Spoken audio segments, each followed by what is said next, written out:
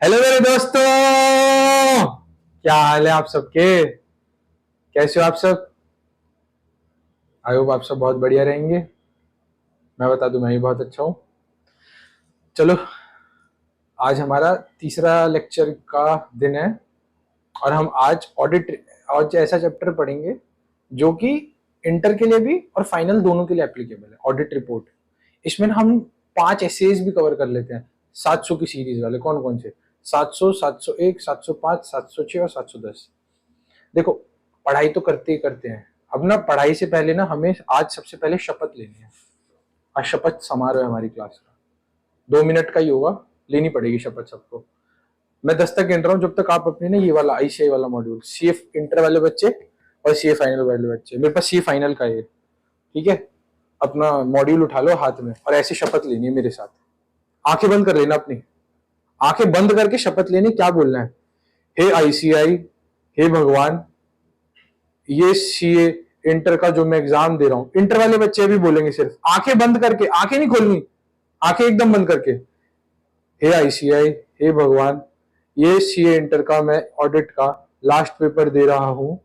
इसमें मेरे को 60+ मार्क्स चाहिए ही चाहिए और इसके लिए मेरे को जितनी मेहनत करनी पड़ेगी मैं उतनी मेहनत करूंगा और 60+ मार्क्स लाऊंगा ही लाऊंगा, ठीक है।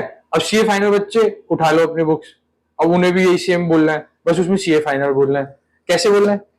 हे आईसीएआई, हे भगवान जी, मैं सीए फाइनल का ये लास्ट अटेम्प्ट दे रहा हूं जिसके अंदर मैं 60+ मार्क्स से भी ज्यादा स्कोर करूंगा और ये मेरा लास्ट अटेम्प्ट है और इसमें मैं जितनी मेहनत कर सकता हूँ उतनी मेहनत करके एक बारी में पास होकर दिखाऊंगा, ठीक है। आज हमने शपथ ली है, अभी शपथ को तोड़नी नहीं है। आपने शपथ ली है कि भाई, तो आपने आईसीआई भगवान को साक्षी मान के शपथ ली है कि इस बार तुम अच्छे से जी जान लगा के मेहनत करोगे और अच्छे मार्क्स से पास होकर दिखाओगे, है ना। आप अगर ये मेहनत करोगे तो आप तो खुश हो गए होगे, आपके घर वाले ज्यादा खुश होंगे आपसे, ठीक है। आपने अब तो आपने शपथ भी ले लिया, अब तो आपको करके दिखाना पड़ेगा। 60+ मार्क्स लाने पड़ेंगे ऑडिट में भाई, अब तो कोई ऑप्शन ही नहीं बचा आपके पास। तो शुरुआत करें। ऑडिट रिपोर्ट बहुत इंटरेस्टिंग चैप्टर है, सही बता रहा हूँ। इतना यार, जो ऑडिटर होते हैं ना, ऑडिटर का क्या काम है? ऑडिट रिपोर्ट बना के उस पर साइन करने का, है ना। पहली क्लासेज में मैंने आपको बताया था ऑडिटर का क्या काम होता है। ऑडिट देखो, मैं ना तो मान लो ऑडिट रिपोर्ट भी लेके आऊँ, ये वाली, ये देखो, ये वाली दिख रही है। ये पता है किसकी है? ये रिलायंस इंडस्ट्रीज लिमिटेड की है। यहाँ देखना, यहाँ पे फोकस करना, रिलायंस इंडस्ट्रीज लिमिटेड की ये ऑडिट रिपोर्ट है। कैसे होती है देखो, ये देखो, ये ऑडिट रिपोर्ट है। अरे अरे अरे अरे, देखो कितनी बड़ी ऑडिट रिपोर्ट। ये देखो, इधर उधर पेजेस में आ रही है, दिख रही है ना आप सब, देखना। मैं इसको ना भी उस पर अपने यहाँ पे सिस्टम पे भी दिखाएंगे, पहले बस आपको ऊपर ऊपर से दिखा रहा था कैसी होती है।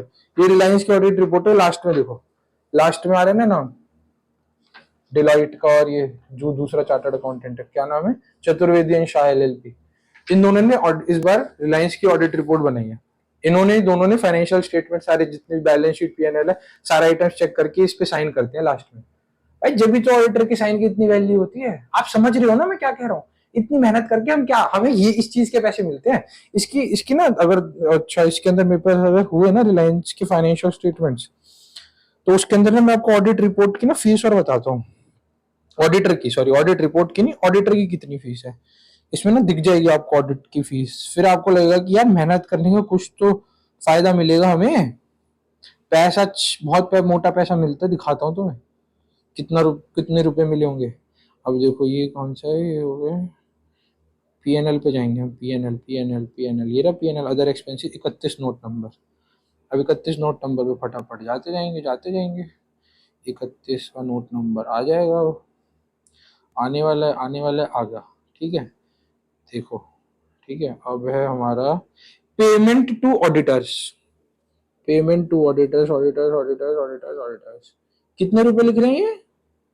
एक सेकेंड, एक दो, अरे अरे अरे, 1 2 3 4 5 6 7 8, 1 2, अरे भाई, 3 4 5 6 7 8, ये मिले ऑडिटर को भाई 36 करोड़ रुपए। करोड़ में है ना भाई साहब, 36 करोड़ रुपए मिल गए ऑडिटर को। अब देख रहे हो आप, एक ऑडिट रिपोर्ट बनाने के 36 करोड़ रुपए मिल रहे हैं ऑडिटर को।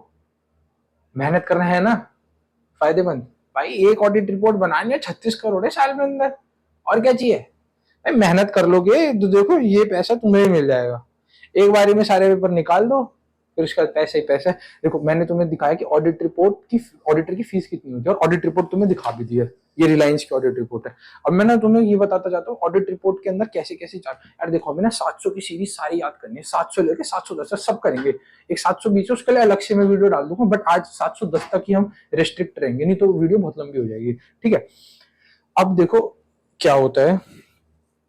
सबसे पहले ऐसे 700 हमें बताता क्या है, ये बोलता है forming an opinion reporting on financial statements.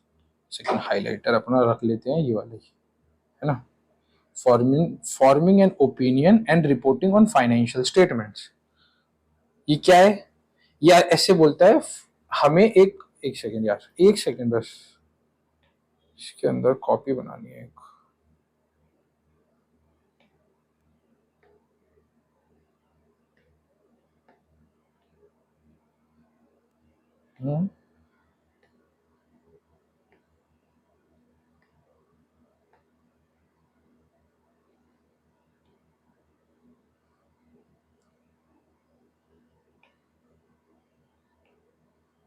चलो ठीक है डन। ठीक है, वो यार वो नोट्स के लिए डालनी जरूरी होती है, क्योंकि फिर इसमें हाईलाइट वाला पार्ट नहीं आता, इसलिए मेरे को ये कॉपी बनानी जरूरी है। अभी हाईलाइट वाला पार्ट नहीं है जो हम क्लास में हाईलाइट करेंगे ना।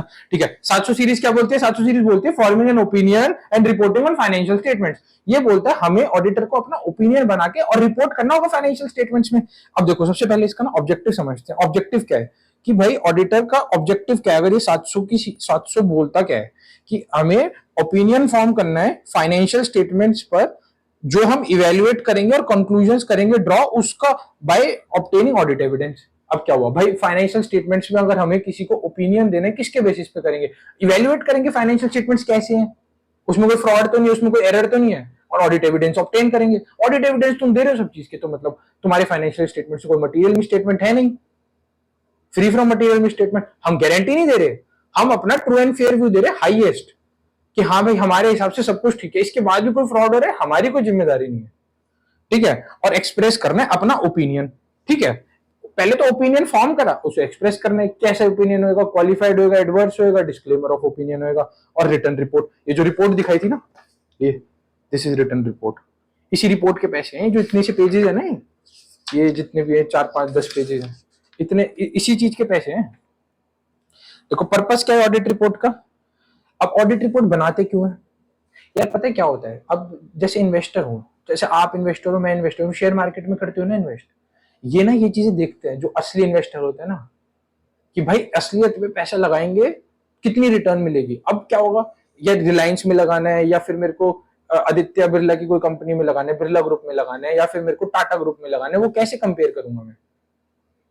एक कंसिस्टेंसी तो मेंटेन होनी चाहिए ना। फिर हम देखते हैं उनकी ऑडिट रिपोर्ट, ऑडिट रिपोर्ट क्या बोलती है।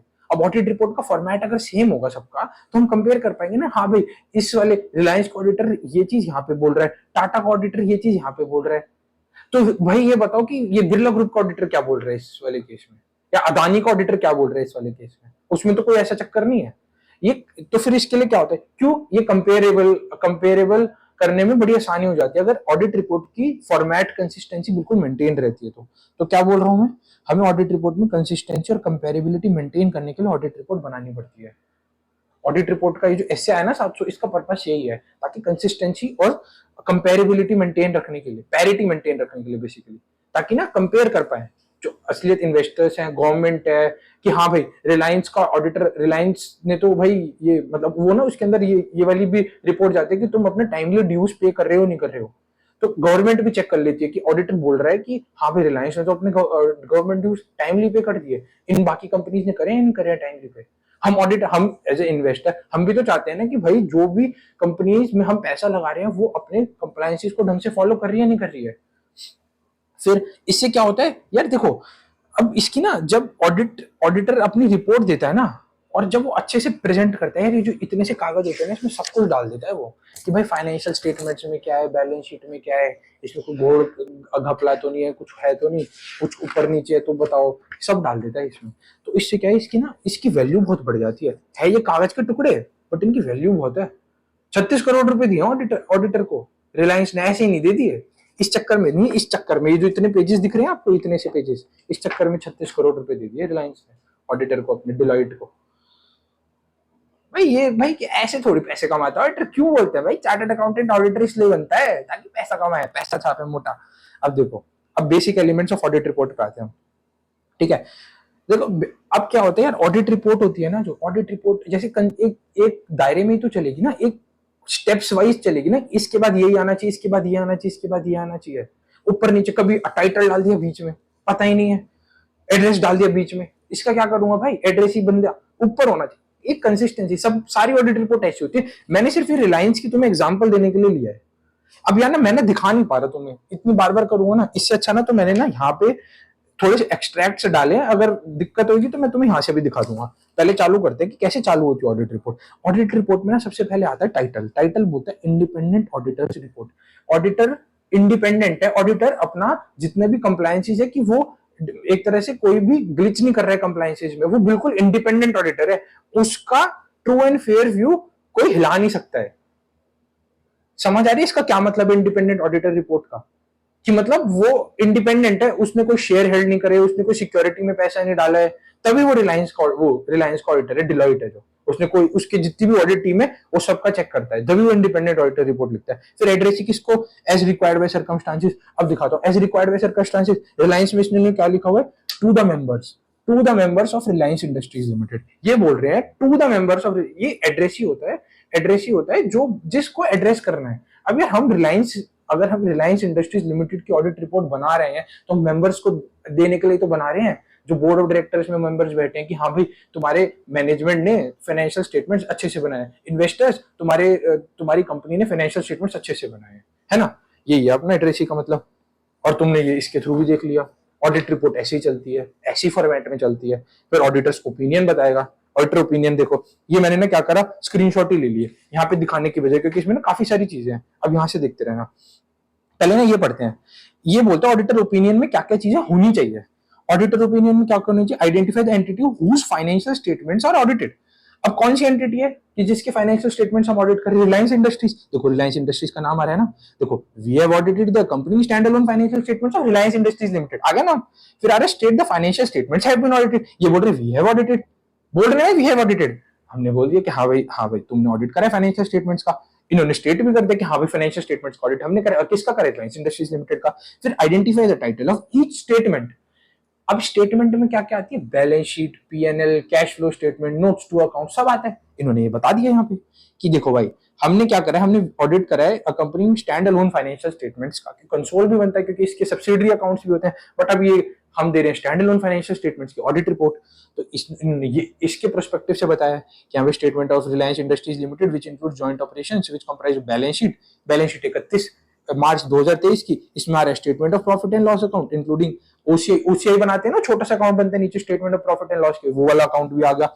स्टेटमेंट ऑफ कैश फ्लो भी आ गया, statement of changes in equity भी आ गया, और इसके बाद notes to standalone financial summary of accounting policies and other. इन्होंने सब बता दिया, हाँ भाई हमने ये चीज का ऑडिट करा है। फिर आता है रेफर टू नोट्स। अब इन्होंने नोट्स को भी रेफर कर दिया, हमने भाई सिग्निफिकेंट अकाउंटिंग पॉलिसीज और notes to standalone financial statements, ये वाला यहाँ से ड्राइव हो गया। हाँ भाई इन्होंने notes including summary of accounting significant accounting policies भी इसके अंदर डाल दी है। भाई सब मिल जाएगा ऑडिट, यार ऐसे थोड़ी से ऐसे बना दिया, कंसिस्टेंसी मेंटेन हो रही दिख रही है, सब है ना। और ये देखो ये चीज तो आईसीआई ने दी है, identify the entity whose financial. अब ये ऑडिटर ने अपने आप अपने रिपोर्ट में, ऑडिट रिपोर्ट में कंप्लाई करके दिखाया। अब पर्पस समझ आया, कंपेरेबिलिटी हो रही, कंसिस्टेंसी मेंटेन हो रही है ना, यही दिखाना चाह रहा था मैं तुम्हें।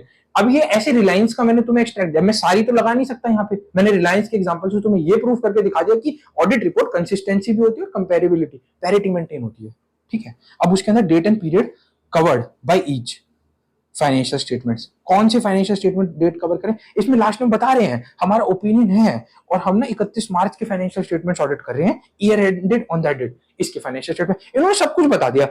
फाइनेंशियल स्टेटमेंट्स किसके कर रहे हैं, रिलायंस इंडस्ट्रीज लिमिटेड की, क्योंकि हम ये भी बोल रहे हैं फाइनेंशियल स्टेटमेंट्स हमने ऑडिट करें। आइडेंटिफाई टाइटल भी बता दिया हमने, बैलेंस शीट भी लिया है, पीएनएल भी लिया है, अदर कॉम्प्रिहेंसिव इनकम और कैश फ्लो स्टेटमेंट सब लिया है, नोट्स लिए है, सिग्निफिकेंट अकाउंटिंग पॉलिसीज लिया है, डेट एंड पीरियड कि भाई 31 मार्च का है 2023 का, हो गया, डन है, कुछ है दिक्कत ऐसी। ये पता क्या होता है, क्वेश्चन पूछता है आईसीआई कि भाई ये बताओ कि कौन ऑडिटर ओपिनियन किस किस चीज क्या क्या होता है ऑडिटर ओपिनियन के अंदर, ये बता देना तुम कि 5 पॉइंट होते हैं। ऑडिटर बोलता है कि हाँ भाई फाइनेंशियल स्टेटमेंट्स हमने ऑडिट करे हैं और एंटिटी ये है, टाइटल ये है, रेफर ये करा है हमने, बस इसमें है क्या, इसके थ्रू याद कर लेना तुम। ये जो मैंने एग्जांपल दिए मैं सारे नोट्स चढ़ा दूंगा नीचे टेलीग्राम चैनल को भी सब्सक्राइब कर लो, मेरे को भी सब्सक्राइब कर लो, लाइक कर लो, कमेंट कर लो। यार एक ना बहुत अच्छी सी लाइन याद आई मेरे को, तुम मुझे लाइक्स और कमेंट्स दो, मैं तुम्हें ऐसी ऑडिट की बढ़िया बढ़िया वीडियोस डाल के दूंगा। बढ़िया नहीं है? तुम लाइक्स और कमेंट्स डालो मेरे पे, ऐसी बढ़िया बढ़िया वीडियो डाल के दूंगा, मजा आ जाएगा इस चैप्टर में, मैं तुम्हें इस चीज की गारंटी दे रहा हूँ, मजा आ जाएगा। समझ आ गया चैप्टर? ये चैप्टर नहीं, ये वाला टॉपिक, चैप्टर तो आ ही जाएगा, ये वाला टॉपिक बताओ समझ आया नहीं आया ना? अब बेसिस ऑफ ओपिनियन बताओ। यार देखो, ऑडिटर को कुछ तो बेसिस लेना पड़ेगा ना। अब वो चेक कर रहे हैं फाइनेंशियल स्टेटमेंट्स, किसके बेसिस पे चेक करेगा? अकाउंटिंग पॉलिसीज के बेसिस पे, अकाउंटिंग स्टैंडर्ड सही से अप्लाई हो रहे हैं नहीं हो रहे हैं, स्टैंडर्ड्स ऑफ ऑडिटिंग हो रही है, कोड ऑफ एथिक्स वो आईसीआई के जो इशू कर रहे हैं उसके बेसिस पे कर रहा है ना, कि हाँ भाई वो इंडिपेंडेंस मेंटेन कर रहा है अपनी। कोड ऑफ एथिक्स में तो लिखा है इंडिपेंडेंस मेंटेन करना, उसके बाद स्टैंडर्ड्स ऑन ऑडिटिंग के हिसाब से वो ऑडिट कर रहा है। क्यों बनाया है स्टैंडर्ड्स? क्यों बनाया है ये इसलिए बनाया है ताकि वो इसके हिसाब से ऑडिट करे, इसके हिसाब से ऑडिट करेगा तभी तो कंसिस्टेंसी पैरिटी मेंटेन होगी। समझ आया तुम्हें? Audit is conducted in accordance with standards on auditing. फिर refer to the section of audit report that describe auditor's responsibility under the SS. इसके अंदर ना एक ऐसा पैराग्राफ, ये देखो अभी दोबारा दिखाता हूं, इसके अंदर भी मैंने सब कुछ मार्क करके दे रखा है, टेंशन मत लो। अब देखो इसमें क्या बोल रहे हैं, स्टैंडर्ड्स ऑन ऑडिटिंग के हिसाब से we have conducted an audit of standard on financial statement in accordance with standards on auditing. बोल रहे हैं एक ऑडिट कंडक्ट हो रहा है as per standards on auditing. ये रिलायंस का ही पार्ट निकाले हैं मैंने, मतलब ये सब आ रहे हैं ना ऑडिटर रिपोर्ट में रिलायंस की। मैं तुम्हें उसके थ्रू बता रहा हूँ कि हाँ भाई ऑडिट रिपोर्ट के अंदर उन्होंने, आईसीआई भी यही बोलता है ये सब चीजें डालो, और डिलॉयट ने ये सब चीजों को कंप्लाई करा है। ठीक है, उसके बाद आ रहा है refer to the section of, ये देखो रेफर कर रहा है ना कि हाँ भाई हमने section 143 subsection 10 are responsibilities to standards are further prescribe auditor responsibility for audit of financial statement section of a report. इसके अंदर ना एक अलग से सेक्शन डालते हैं ऑडिटर रिस्पांसिबिलिटीज का, और उसके अंदर इन्होंने डाल दिया कि हाँ भाई हमारी ये रिस्पांसिबिलिटीज है as per standards on auditing, हमने सारी कंप्लाई करी है। फिर आता है auditor is independent of entity in accordance with relevant ethics requirement. अब देखो इसके अंदर क्या बोल रहा है ये, we are independent, we are independent of the company in accordance with code of ethics issued by ICI। we are independent हो गया कवर, यहाँ पे auditor is independent of entity. बोल रहा है भाई वो एंटिटी से इंडिपेंडेंट है तभी तो वो ऑडिटर बना है, और वो चीज को वो एक तरह से एफिडेविट हो गया ये, वो बोल रहा है। मैं बोल रहा हूँ कि हाँ भाई मैं इंडिपेंडेंट हूँ तभी मैं ऑडिट कर पा रहा हूँ, ऐसा डिलॉयट बोल रहा है इस फाइनेंशियल स्टेटमेंट्स में। हाँ भाई मैं इंडिपेंडेंट हूँ तभी मैं रिलायंस का ऑडिट कर पा रहा हूँ। उसके बाद ये बोल रहा है हाँ हमने कोड ऑफ एथिक्स के हिसाब से भी कंप्लाई करा है, और ये भी बोल रहा है कि हाँ हमने sufficient and appropriate audit evidence लिए हैं, sufficient and appropriate audit evidence लिए हैं ऑडिट रिपोर्ट को बनाते टाइम। हो गया ना सब कवर? ये आगे बेसिस ऑफ ओपिनियन, ये चीज के बेसिस पे हमने अपना ओपिनियन डिसाइड करा है भाई। Standards of auditing, responsibilities under the SS, उसके बाद क्या इंडिपेंडेंसी मेंटेन कर रहे हैं, कोड ऑफ एथिक्स मेंटेन कर रहे हैं, sufficient and appropriate audit evidence लिए हैं। कुछ है बेसिस ऑफ ओपिनियन क्या होगा भाई, ऑडिट एविडेंस उसने सफिशिएंटली अप्रोप्रिएट करे तभी तो वो ओपिनियन देगा ना कि हाँ भाई कम हुए हैं या ज्यादा हुए हैं। ऑडिट एविडेंसेस ज्यादा होंगे तो क्या दिक्कत है, ऑडिट एविडेंस ज्यादा होगी तो हमने रिलाई करा है, ट्रू एंड फेयर व्यू है। ऑडिट एविडेंसेस कम होंगे हम कोई भी रिपोर्ट दे सकते हैं, क्वालिफाइड भी दे सकते हैं, डिस्क्लेमर एडवर्स कुछ भी दे सकते हैं। इनके बेसिस पे हमारा ओपिनियन डिसाइड होता है। हाँ भाई स्टैंडर्ड्स ऑफ ऑडिटिंग के हिसाब से कराए हमने ऑडिट, कोड ऑफ एथिक्स सब कुछ फॉलो करके कराए। फिर उसके बाद आता है ये ना लाइन वाइज ही याद करना है तुम्हें, टाइटल आएगा, एड्रेस है, ऑडिटर्स ओपिनियन आएगा, फिर बेसिस ऑफ ओपिनियन आएगा, ऑडिटर्स ओपिनियन की किस किस बेसिस पे, और फिर उसके बाद बेसिस ऑफ ओपिनियन आ गया हमारा ओपिनियन इसके बेसिस पे। ये ना लाइन में चलता है, तुम्हें दिखा भी देता हूं मैं। अब देखो ये ओपिनियन का ये वाला पैराग्राफ ऊपर वाला था, देखो वी हैव रिलायंस वाला पैराग्राफ, फिर उसके बाद इन आर ओपिनियन वाला पैराग्राफ आ गया, फिर उसके बाद ये आ गया बेसिस ऑफ ओपिनियन वाला पैराग्राफ। भाई ये सारी चीजें लाइन में चल रही है, मैं तुम्हें यही बता रहा हूँ। ये कंसिस्टेंसी मेंटेन ऐसे ही तो होती है, इसलिए ही ये ऑडिट ये 700 वाली सीरीज है ताकि कंसिस्टेंसी और पैरिटी मेंटेन रहे। अब तुम्हें ना ये पर्पस तो ऐसे याद हो गया, और कितनी बार बोल दूंगा पर्पस तो तुम्हें वैसे याद हो जाएगा। अब आता है गोइंग कंसर्न, भाई ये सब कर लिया ना, अब ये इसके अंदर ऑडिटर को रिपोर्ट करना पड़ता है कि भाई एंटिटी आगे काम करेगी ना, कि ये तो नहीं लॉस मेकिंग एंटिटी है। भाई रिलायंस तो चलो प्रॉफिटेबल है, कोई और एंटिटी उठा लेता हूं मैं जिसके अंदर लॉस ही बहुत है। अब उसके अंदर ऑडिटर को ये भी रिपोर्ट करना पड़ेगा हाँ भाई गोइंग कंसर्न को ये एंटिटी कंप्लाई करेगी, आगे ये चलेगी, आगे प्रोस्पेक्टिव है। उसके काफी सारे होते हैं, 570 एक पूरा एस्से ही है, उसकी रिवीजन वीडियो में अलग से डालूंगा, बट अभी 570 को हम कवर नहीं करेंगे। बस इसके अंदर ऑडिटर रिपोर्ट करता है कि हाँ भाई 570 का भी एंटिटी कंप्लाई कर रही है, मतलब ऑडिटर ये बोल रहा है 570 का रिलायंस इंडस्ट्रीज लिमिटेड कंप्लाई कर रही है। उसके बाद आता है की ऑडिट मैटर्स। अब की ऑडिट मैटर को कम्युनिकेट करना होता है। देखो बेसिस ऑफ ओपिनियन आ गया था, अब आगे की ऑडिट मैटर्स। देखो गोइंग कंसर्न का जरूरी नहीं है कि करना करना तो ऐसे जरूरी होता है, इसमें डाला नहीं हुआ, बट ठीक है। इसके बाद क्या है की ऑडिट मैटर्स, इसको देखो। अब हमारा भी की ऑडिट मैटर्स आ गया अगला।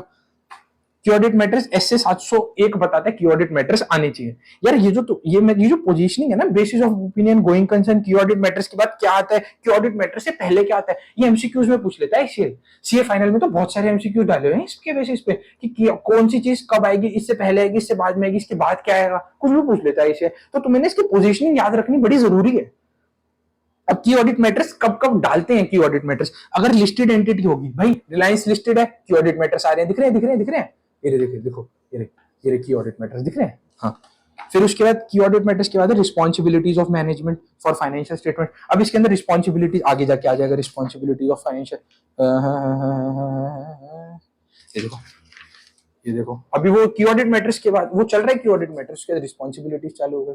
अब नहीं दिखा रहा मैं, फिर ये चैप्टर लंबा होता जाएगा, यहाँ से ध्यान दो। अब की ऑडिट मैटर्स के बाद, की ऑडिट मैटर्स कब कब जरूरी होते हैं, की ऑडिट मैटर्स जब जब होंगे, जब एक तो लिस्टेड एंटिटी जैसे रिलायंस ने बना दिए, फिर as when required by law regulation. भाई लॉ रेगुलेशन बोल दे कि हाँ भाई ये वाले सेक्टर, जैसे फॉर एग्जांपल फाइनेंशियल सेक्टर में हमें की ऑडिट मैटर्स डालने ही डालने पड़ेंगे, तो हमें डालने ही डालने पड़ेंगे, चाहे वो लिस्टेड हो या नहीं हो, पर अगर लॉ बोल रहे हैं तो हमें डालने ही डालने पड़ेंगे। फिर उसके बाद होता है ऑडिटर्स डिसाइड्स टू कम्युनिकेट। भाई ऑडिटर की दिली इच्छा हो रही है, यार अब ना मेरे को की ऑडिट मैटर्स डालने चाहिए, ये की ऑडिट मैटर बन रहा है, ये बहुत जरूरी है, एंटिटी लिस्टेड भी नहीं है, लॉ भी नहीं बोल रहा, बट मैं डालूंगा, मैंने डिसाइड कर लिया है तो मैं डालूंगा। ठीक है, की ऑडिट मैटर्स भी हो गया। उसके बाद responsibilities of management for financial statement दिखा दिया था ना यहाँ पे, तो यहाँ तो दिखाई दिया था। अब इसके अंदर क्या क्या आता है, responsibilities of management for financial statements के अंदर ये ना जीआईएफ तुम भेजते हो ना व्हाट्सएप पे, जीआईएफ, उससे याद रखना कि भाई एंटिटी अपनी रिस्पॉन्सिबिलिटी जीआईएफ के थ्रू कंप्लाई कर रही है ना। रिस्पॉन्सिबिलिटीज कैसे कर रही है कंप्लाई, फाइनेंशियल स्टेटमेंट्स की रिस्पॉन्सिबिलिटीज कैसे कर रही है मैनेजमेंट कंप्लाई, जीएफ के थ्रू। जीएफ है क्या, assessing entities ability to continue as going concern. भाई एंटिटी की देखो हम तो अपनी एसेस करेंगे एंटिटी की going concern as per S से 570, going concern 570, going concern 570, but management को भी एसेस करनी पड़ती है अपनी, मैनेजमेंट को भी एसेस करनी पड़ती है अपनी एंटिटी कैसे चलेगी, गोइंग कंसर्न कंप्लाई कर रही है नहीं कर रही है। फिर उसके बाद इंटरनल कंट्रोल्स कैसे इफेक्टिव है as to prepare the financial statements free from error and fault. ये भी अपना कंप्लाई करती है कि हाँ भाई इंटरनल कंट्रोल हमारे इफेक्टिव, ये भी अपने ये ऑडिटर को बताती है हाँ भाई मैनेजमेंट हमने इंटरनल कंट्रोल लगा रखे हैं, ऐसे ऐसे हम कंप्लाई कर रहे हैं। फिर उसके बाद फाइनेंशियल स्टेटमेंट्स तो वही बना के देगी, हमारा क्या काम होता है, हम फाइनेंशियल स्टेटमेंट्स नहीं बनाते ऑडिटर, हम चेक करते हैं फाइनेंशियल स्टेटमेंट तो ठीक से बने या नहीं बने, वो चीज हमने प्रिपेयर कर रही है कि हाँ भाई हम देख लेंगे, prepare financial according to applicable financial reporting framework. अब फाइनेंशियल रिपोर्टिंग फ्रेमवर्क होता क्या है, जैसे यार शेड्यूल 3 की बैलेंस शीट हो गई, डिवीजन 2, ये होता है कि तुमने एप्लीकेबल फाइनेंशियल रिपोर्टिंग फ्रेमवर्क के हिसाब से फाइनेंशियल स्टेटमेंट्स बनाए या नहीं बनाए हैं। हम मैनेजमेंट से पूछते हैं, मैनेजमेंट बताती है रिस्पॉन्सिबिलिटी है, उसके अंदर हम अपने ऑडिट रिपोर्ट में डालते हैं, मैनेजमेंट बोल रही है कि हाँ भाई हमने गोइंग कंसर्न को भी असेस करा है, हमने इंटरनल कंट्रोल्स को भी असेस करा है, हमने financial statements as per applicable financial reporting framework बनाए हैं, हमने रिटर्न में ले लिया मैनेजमेंट से, मैनेजमेंट कह रही है हाँ बनाए हैं, तो हम भी मान रहे ठीक है बनाए होंगे तुमने, हम मना थोड़ी कर रहे हैं, हमने ऑडिट रिपोर्ट में छाप दिया।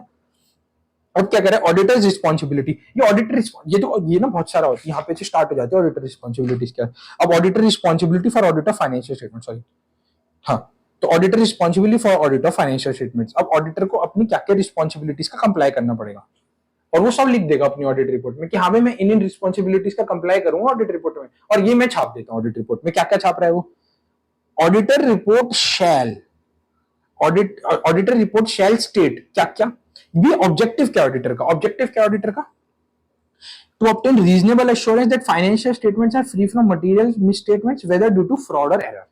हाँ भाई जो फाइनेंशियल स्टेटमेंट्स हैं वो फ्री है, मटेरियल मिसस्टेटमेंट नहीं है, क्योंकि हमने ऑडिट एविडेंस ही सफिशिएंटली और एप्रोप्रिएट ऑडिट एविडेंस ऑब्टेन करा, हमने ऊपर बेसिस ऑफ ओपिनियन में बता दिया था ये, और उसके बाद हमने इशू कर the audit report that includes opinion. हमें ओपिनियन तो देना पड़ेगा ना यार, हमने ऑडिट एविडेंस ऑब्टेन करे तो ओपिनियन तो मांग ही रहा ना हर कोई, यार तुम्हें ऑडिट एविडेंस क्यों ऑब्टेन करे, ओपिनियन तो दो, ठीक है।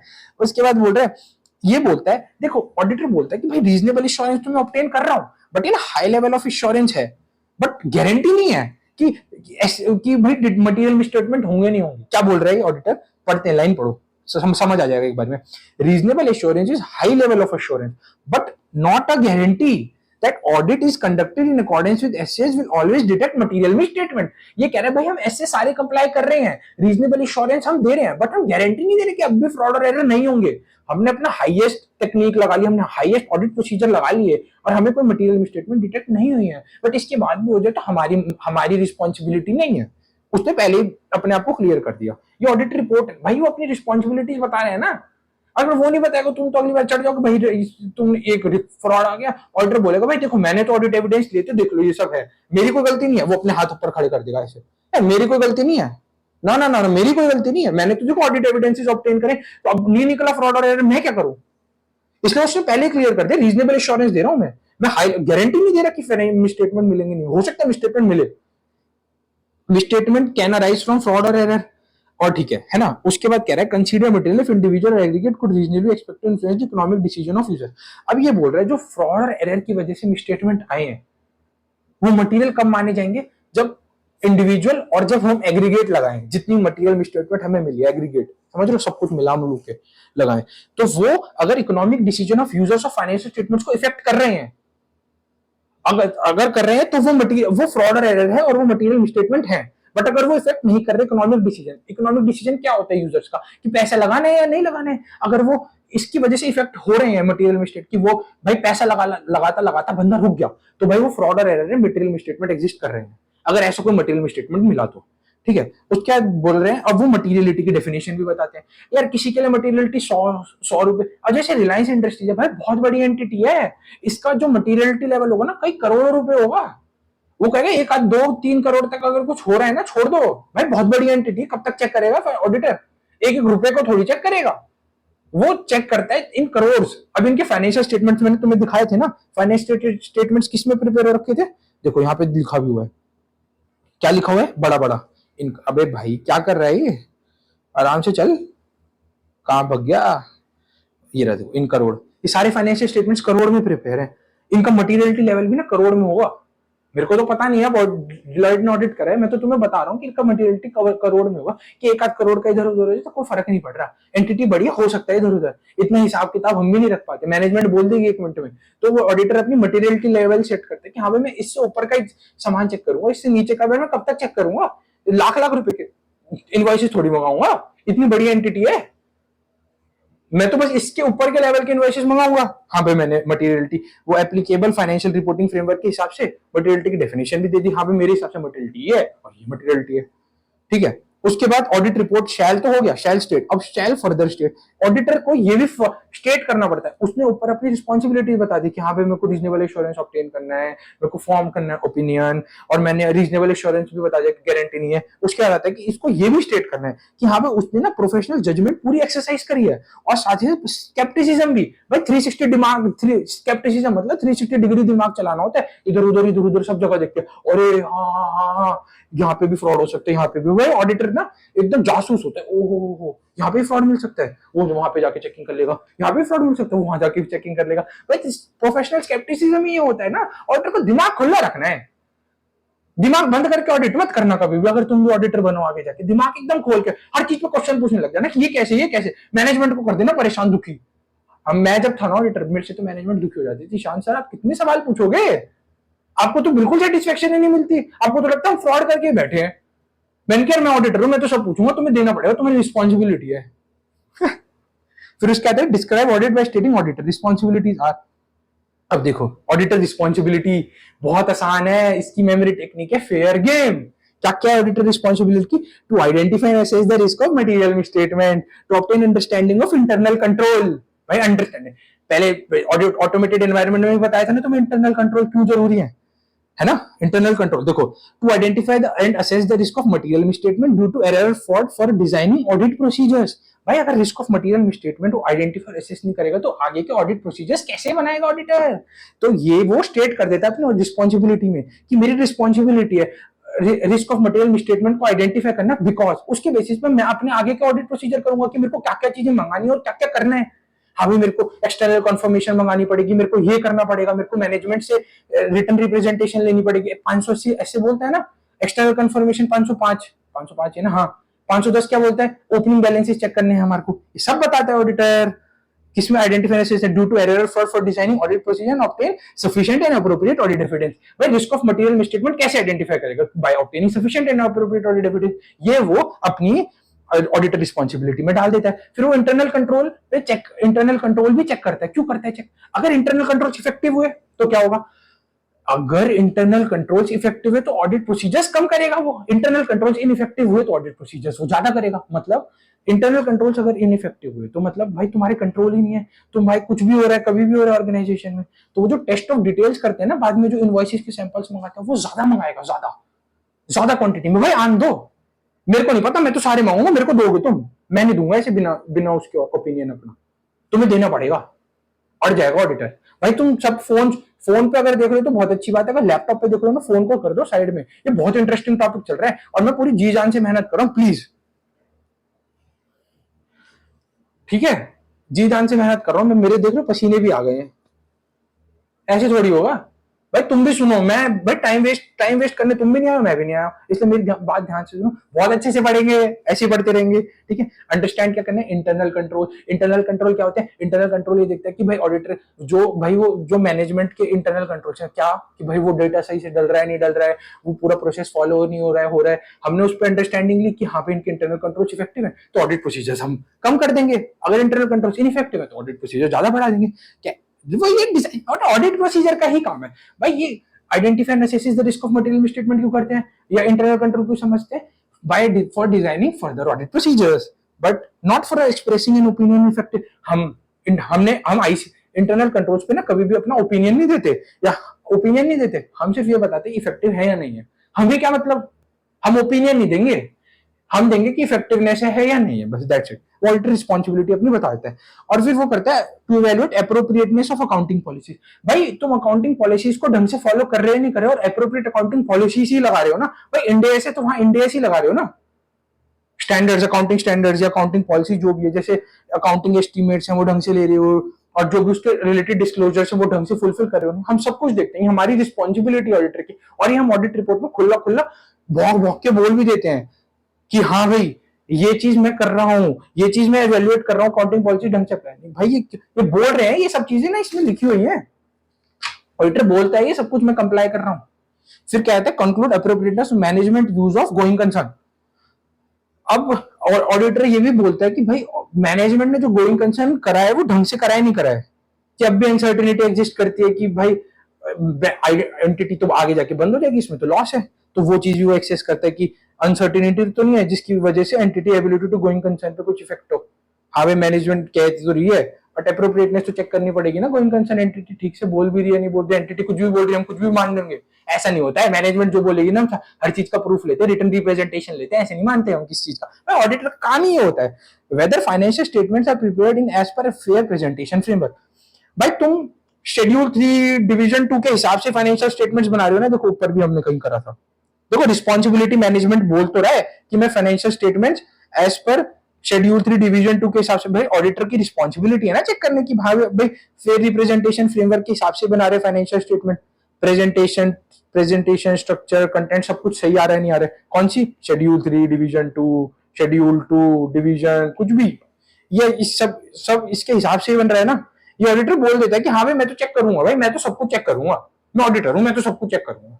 और 600 आ गया, 600 बोलता है using the work of another auditor. भाई फाइनेंशियल स्टेटमेंट्स है, इतने बड़े हैं फाइनेंशियल स्टेटमेंट्स तुम्हारे, 100 पेज के तो फाइनेंशियल स्टेटमेंट्स है तुम्हारे, टीम मेरी छोटी सी होती है, अब मैं कितने बंदों को लगाऊंगा, कौन कौन है यहाँ पे चेक करके बताओ, कौन कौन है, डिलाइट और चतुर्वेदी शाह एलएलपी दिख रहा है ना पक्का, ये देखो ये डिलाइट है, चतुर्वेदी शाह, ये कौन है, यही हमारा अनदर ऑडिटर। अनदर ऑडिटर का एग्जांपल भी यही कवर हो गया। भाई मैं कहता रहा हूँ तुम बस ध्यान लगाते रहो, सब याद दिलाते हो, सब कुछ याद हो जाएगा तुम्हें, बस यहाँ पे कॉन्सेंट्रेट रखना अपना, ठीक है। उसके बाद ऑडिटर रिपोर्ट, भाई कितनी करेगा, ये लास्ट है, बस टेंशन मतलब ये लास्ट है। अब ये बोल रहा है कम्युनिकेट करते हैं, भाई दोस्त चार्ज विद गवर्नेंस कौन होते हैं, भाई बड़े बड़े बंदे, सीएफओ सीटीओ, सीएमओ, जो बड़े बड़े लोग नहीं होते, उनके साथ बैठ के वो बोलता है कि हाँ भाई, हम ना कम्युनिकेट करें कि भाई हम ना इतने दिन में ऑडिट कंप्लीट कर लेंगे, भाई plan scope, timing of audit और की डेफिशिएंसीज ऑफ, भाई इंटरनल कंट्रोल पे हम देखो रिपोर्ट नहीं देंगे, बट हमें तुम बता देंगे तुम ये चीज चेंज कर लो, ये और रिस्क लगा दो, मतलब ये रिस्क आइडेंटिफाई करो तो और कंट्रोल लगा दो, हम ये चीज बता देंगे यार। देखो यार, तुम तो हमारा कोई कलेश तो है नहीं कि हम ये तो चाहते नहीं तुम्हारी, मैंने तुम्हारे एंटिटी में कोई फ्रॉड हो। यार भैया सीएफओ, तू एक काम कर, ये ना कंट्रोल बढ़ा लियो, इससे ना और अच्छा हो जाएगा तेरा इंटरनल कंट्रोल। हम ऐसे बोल देते हैं, हाँ भाई ठीक है, वो भी बोलते हैं ठीक है लगा लेंगे, और it is comply with relevant ethical requirement. और फिर वो मैनेजमेंट को बताता है कि यार देखो, ये हमें किसको करना है कम्युनिकेट, दोस्त चार्ज विद गवर्नेंस वाले बंदों को। ये कौन होते हैं? ये होते हैं सीएफओ, जो बड़े बड़े लोग नहीं होते, सीएफओ। इन बड़े बड़े मैनेजमेंट के साथ बैठ के हम बोलते हैं हाँ भाई हम ना ये ऑडिट ना, देखो हमने ये ऑडिट 45 दिन में कवर कर लेंगे, ठीक है, डेफिशिएंसीज है इंटरनल कंट्रोल में ये है, तुम यहाँ पे कंट्रोल बढ़ा लो, यहाँ पे रिस्क आइडेंटिफाई हुआ, कंट्रोल बढ़ा लो।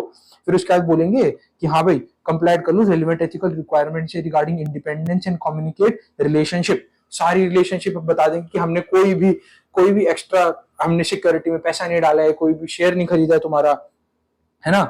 और जो ऑडिटर इंडिपेंडेंस को बेसिकली इफेक्ट करता है कि हाँ भाई हमने शेयर सिक्योरिटी में कोई पैसा नहीं लगाया, बताएगा तो सही ना मैनेजमेंट को, हाँ भाई तुम चेक भी कर लो, हमारे नाम से कोई तुम्हें शेयर ही नहीं मिलेगा तुम्हारे यहाँ पे। Auditor determine most significant audit matter that are key audit matter. भाई की ऑडिट मैटर को तो बताना पड़ेगा ना, की ऑडिट मैटर मैंने क्या क्या बताया कि जल्दी से याद करो, लिस्टेड मैटर्स, लिस्टेड एंटिटी और लॉ एंड रेगुलेशन। ऑडिटर मान ले कि हाँ भाई मैं तो बताऊंगा मेरे हिसाब से तो की ऑडिट मैटर्स है, मैं तो बताऊंगा। बस ये हो गया ऑडिट रिपोर्ट का मेन। अब तो कुछ भी नहीं है। उसके बाद क्या आता है? Location and description of auditor responsibility. भाई ये auditor responsibility for auditor financial as required by SA, location बताइए, बॉडी में ही तो आ गया ये क्या है? ये बीच में ही तो आ रहा है, कहीं पे बीच में आ गया, with in the body, with in an appendix two audit report और बाय स्पेसिफिक रेफरेंस। हमने यहाँ पे रेफरेंस डाल दिया कि हाँ भाई हम ना यहाँ पे ऑडिटर की रिस्पॉन्सिबिलिटी डाल देंगे। तुम ये ध्यान रखना कि भाई ये लोकेशन पोकेशन पे ज्यादा कोई क्वेश्चन नहीं आते, बट ये देखना विद इन बॉडी होते, विद इन अपेंडिक्स होते हैं, या फिर बाय मेकिंग स्पेसिफिक रेफरेंस, ठीक है।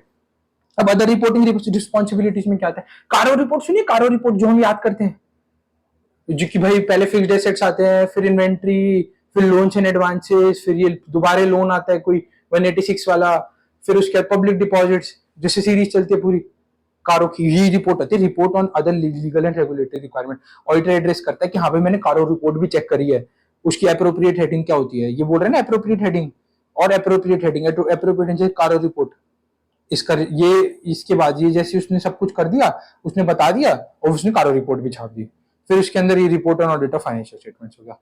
और हाँ ये चीज ना ध्यान रखने वाली है वैसे, मतलब ऐसे कोई बहुत इंपॉर्टेंट नहीं है, बट ये बोल रहा है if audit report contains heading other reporting responsibility, अगर हमारी ऑडिट रिपोर्ट ये वाली हेडिंग कंटेन करिए अदर रिपोर्टिंग रिस्पॉन्सिबिलिटी की, then report on legal and regulatory requirement shall follow audit report on audit of financial statement. इसका क्या मतलब है? Report on audit of financial statements, जो हमने रिपोर्ट दी है ना फाइनेंशियल स्टेटमेंट्स की इतनी बड़ी तुम्हें समझाई है, इसके बाद ही आएगा report on other legal and regulatory requirement, ठीक है। इतना कोई बहुत इंपॉर्टेंट नहीं है, बस इतना ध्यान रखना, मैंने सारी इंपॉर्टेंट चीजें कवर करा दी है, बिल्कुल तुम्हें याद भी हो गया होगा, बस तुम्हें एक दो बार देखना। मैं इसके जो नोट्स हैं टेलीग्राम चैनल पर डाल दूंगा, सब्सक्राइब कर लेना, नए नए नोट्स नई नई चीजें डालता रहूंगा उस पर, तुम्हारा ही फायदा है। फिर उसके बाद हमने सिग्नेचर कर दिया, हाँ भाई सिग्नेचर भी तो जरूरी है, सीए बने अपना छाप तो छोड़ के जाएंगे, सिग्नेचर कर दिया हमने बता दिया हम तो भाई फरीदाबाद में रहते हैं, मैं फरीदाबाद में रहता हूँ इसलिए मैंने फरीदाबाद डाला, और फिर हमने 15 तारीख को मैंने नोट्स बनाए थे इसलिए मैंने 15 तारीख की डेट डाल दी, वो डेट होगी जिस दिन तुम साइन करोगे डेट ऑफ ऑडिट रिपोर्ट। हो गया 700, है कुछ 700 की, 700 में ऐसे 700 कवर भी हो गया, तुम्हें पता भी नहीं चला, गलत तो नहीं कह रहा, क्या टाइम हुआ, आधे घंटे में कवर कर दिया हमने ऐसे 700, स्ट्रगल ही कर रहे होगे तुम, अब इससे पढ़ना मजा आ जाएगा तुम्हें। अब आते हैं 705, modification to the opinion in independent auditor report, modification to the opinion in independent auditor report. अब क्या होता है यार, देखो ऑडिट रिपोर्ट तो है, अब ऑडिट रिपोर्ट हमेशा के लिए ना जाएगी तो जरूरी नहीं है, ऑडिट रिपोर्ट में कोई भी ओपिनियन जा सकता है, डिस्क्लेमर भी जा सकता है, एडवर्स भी जा सकता है, अनक्वालिफाइड ओपिनियन भी जा सकता है नहीं जा सकता, बिल्कुल जा सकते हैं सर, है ना। अब वो कैसे जाएगा, क्या क्या होता है मॉडिफिकेशन ऑफ ओपिनियन, अब हमें क्या क्या कंडीशंस देखनी पड़ती है। देखो टाइप्स ऑफ ओपिनियन में मैंने क्या क्या बताया, qualified opinion, adverse of opinion, disclaimer of opinion, है ना।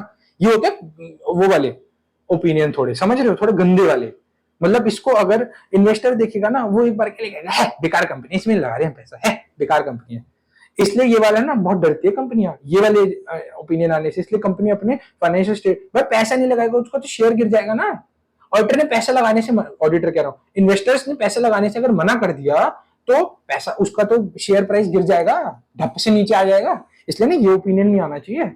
मतलब जो कंपनी होती है ना बहुत ध्यान रखती है कि ये ओपिनियन ना आ जाए, इसलिए फाइनेंशियल स्टेटमेंट बहुत अच्छे से, बहुत कंट्रोल्स लगा के इसलिए रखती है जो बड़ी बड़ी कंपनी होती है। अब ओपिनियन जो है यार, दो कंडीशन, तीन कंडीशन यार, दो नहीं, ये तीन कंडीशन है, वैसे दो है बट तीन इसलिए मैंने बना दी तीन।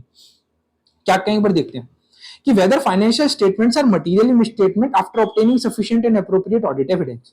ये बोल रहे हैं कि फाइनेंशियल स्टेटमेंट्स मटेरियली मिसस्टेटेड है, हमने सफिशिएंट और एप्रोप्रिएट ऑडिट एविडेंस हमने ऑब्टेन कर लिया। जैसे मान लो एक्सपेंसेस का हमने वाउचर मंगाया, 10 वाउचर मंगाए, उस 10 के 10 में डिफरेंस आ रहा है भाई।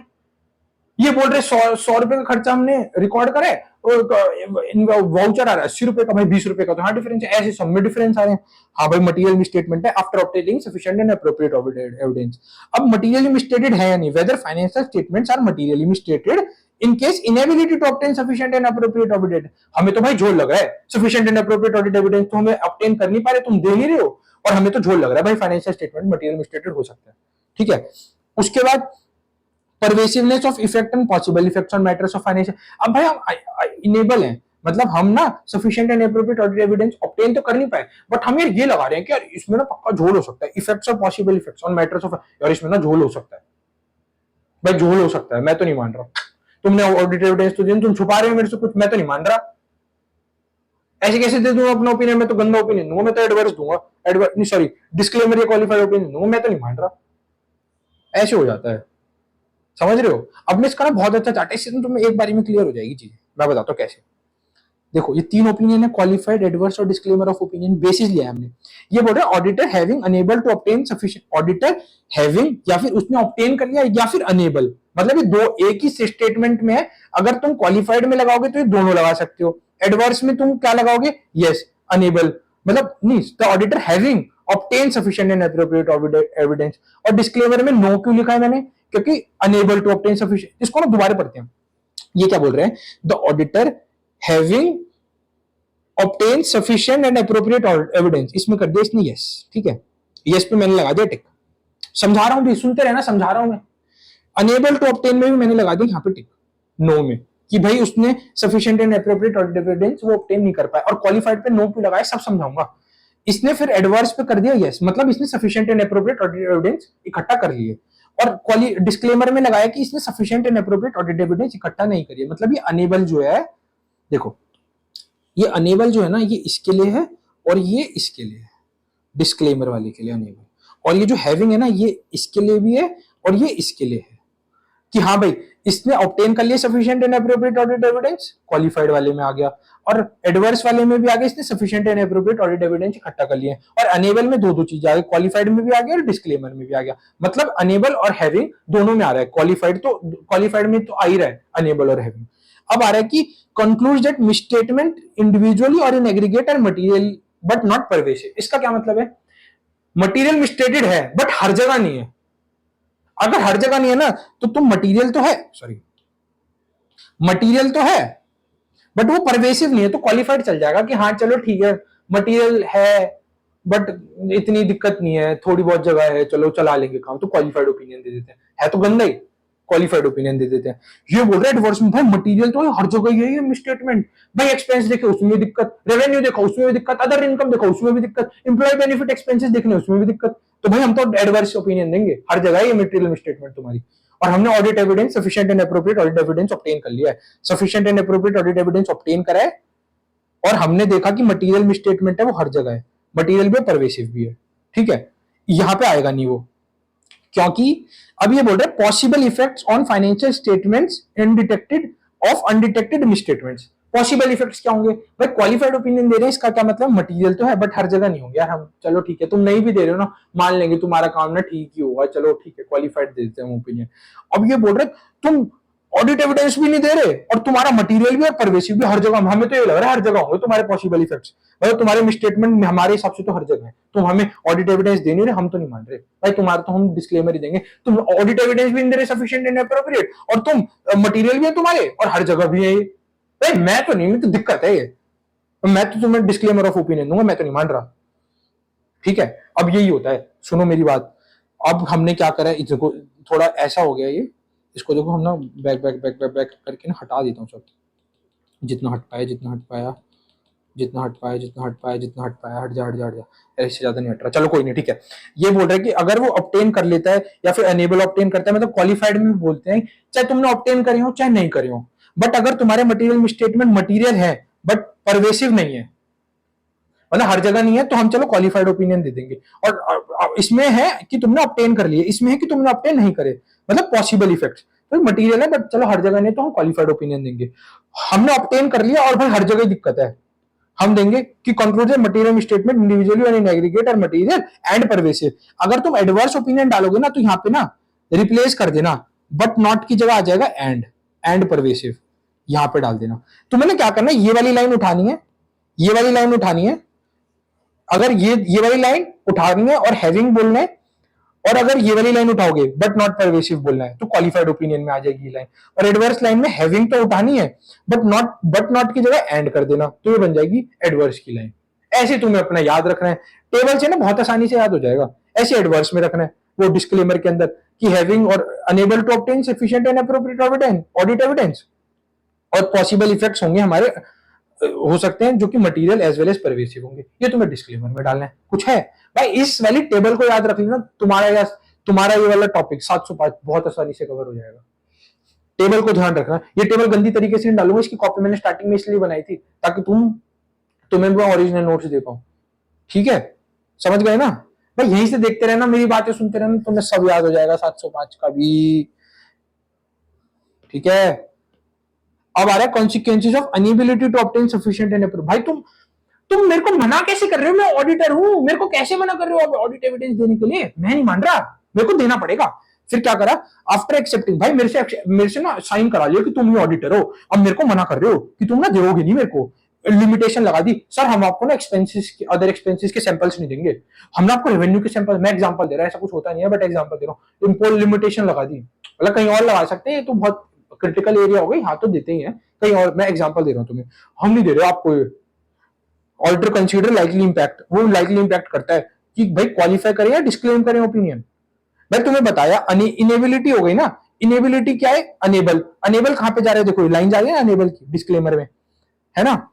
फिर पॉसिबल इफेक्ट्स आ रहे हैं, वो देखेगा पॉसिबल इफेक्ट, लाइकली इंपैक्ट क्या होगा इसकी वजह से, भाई वो तो क्वालिफाई करेगा कि हाँ चलो मटीरियल है बट परवेसिव नहीं है, और फिर एक जगह देखेगा मटीरियल भी परवेसिव भी है, फिर क्या करेगा, वो ऑडिटर रिक्वेस्ट करेगा management to remove the limitation. भाई तुमने लिमिटेशन लगा दी, मेरे हिसाब से यार क्वालिफाई ओपिनियन भी हो सकता है, डिस्क्लेमर भी हो सकता है। अगर मैंने क्वालिफाई आना है, चल ठीक है कोई नहीं, क्वालिफाई तो दे सकते हैं। डिस्क्लेमर ऑफ ओपिनियन क्या हमें लग रहा है कि भाई हर जगह फ्रॉड है, हम कहेंगे भाई लिमिटेशन हटा दे भाई मैनेजमेंट, मैं नहीं मानूंगा, मेरे को रेवेन्यू के सैंपल्स भी चाहिए, अदर एक्सपेंसेस के सैंपल्स भी चाहिए, मैं नहीं दूंगा ऐसे ऑडिट रिपोर्ट, यार लिमिटेशन हटा दो आप, ठीक है। फिर management request, if management request to remove the limitation, auditor, हाँ अब इन्होंने मैनेजमेंट को रिक्वेस्ट करा, ये पहला पॉइंट तो तुम्हारा कवर हो गया, auditor request management to remove the limitation. अब मैनेजमेंट से इन्होंने लिमिटेशन हटा दे, management refuses to remove the limitation, भाई मैनेजमेंट से इन्होंने रिक्वेस्ट करा और मैनेजमेंट ने कह दी मैं नहीं हटा रही लिमिटेशन, फिर ऑडिटर क्या करेगा, ऑडिटर कम्युनिकेट कर देगा दोस्त चार्जेस गवर्नेंस, वो भाई ऑडिटर जाऊंगा, मैं ऑडिटर हूं डिलाइट का, मैं पार्टनर हूं समझ लो, फॉर एग्जांपल मैं जाऊंगा डायरेक्ट सीएफओ के पास, सर टक टक टक, सर ये ना मेरे पे लिमिटेशन लगा रहे हैं, मेरे को रेवेन्यू और इसके एक्सपेंसेस के सैंपल्स नहीं दे रहे, मैं नहीं करूंगा ऐसे ऑडिट। फिर वेदर, और वो पूछता है यार कोई और प्रोसीजर है तुम्हारा, alternate procedure to obtain sufficient and appropriate audit evidence की, तो हम देखिए चलो एक बार मैं अपनी टीम से बात करके सर आपको बताता हूँ, थोड़ा टाइम दो, एक आध दिन दो, मैं बताता हूँ। फिर ऑडिटर ने देखा कि हाँ भाई है क्या कोई ऑल्टरनेट प्रोसीजर, उसने चेक करके बताया होगा चलो ठीक है हो जाएगा, और उसने फिर चेक करा कि पॉसिबल इफेक्ट्स क्या होंगे, मटेरियल होंगे, परवेसिव होंगे, तो हम क्वालिफाई कर देंगे। टीम से डिस्कशन करी, ऑडिटर गया अपनी टीम के पास, डिलाइट गया, उसने कहा यार बताओ यार अभी ये तो नखरे कर रहे हैं चीजें देने में, बताओ क्या करना चाहिए। तो उन्होंने सब कुछ इवेल्युएट करके बोला सर देखो वैसे तो रिलायंस की ऑडिटर पिछली बार जो भी थी शायद ईवाई थी, तो फाइनेंशियल स्टेटमेंट्स उन्होंने भी ठीक से करे थे, तो मेरे हिसाब से इस बार भी कोई दिक्कत आनी नहीं चाहिए, तो चलो ठीक है क्वालिफाई कर देंगे। तो फिर वो जाएगा दोबारा, सर कोई दिक्कत नहीं है, नहीं दे रहे ऑडिट एविडेंस, हम देख लेंगे, ठीक है।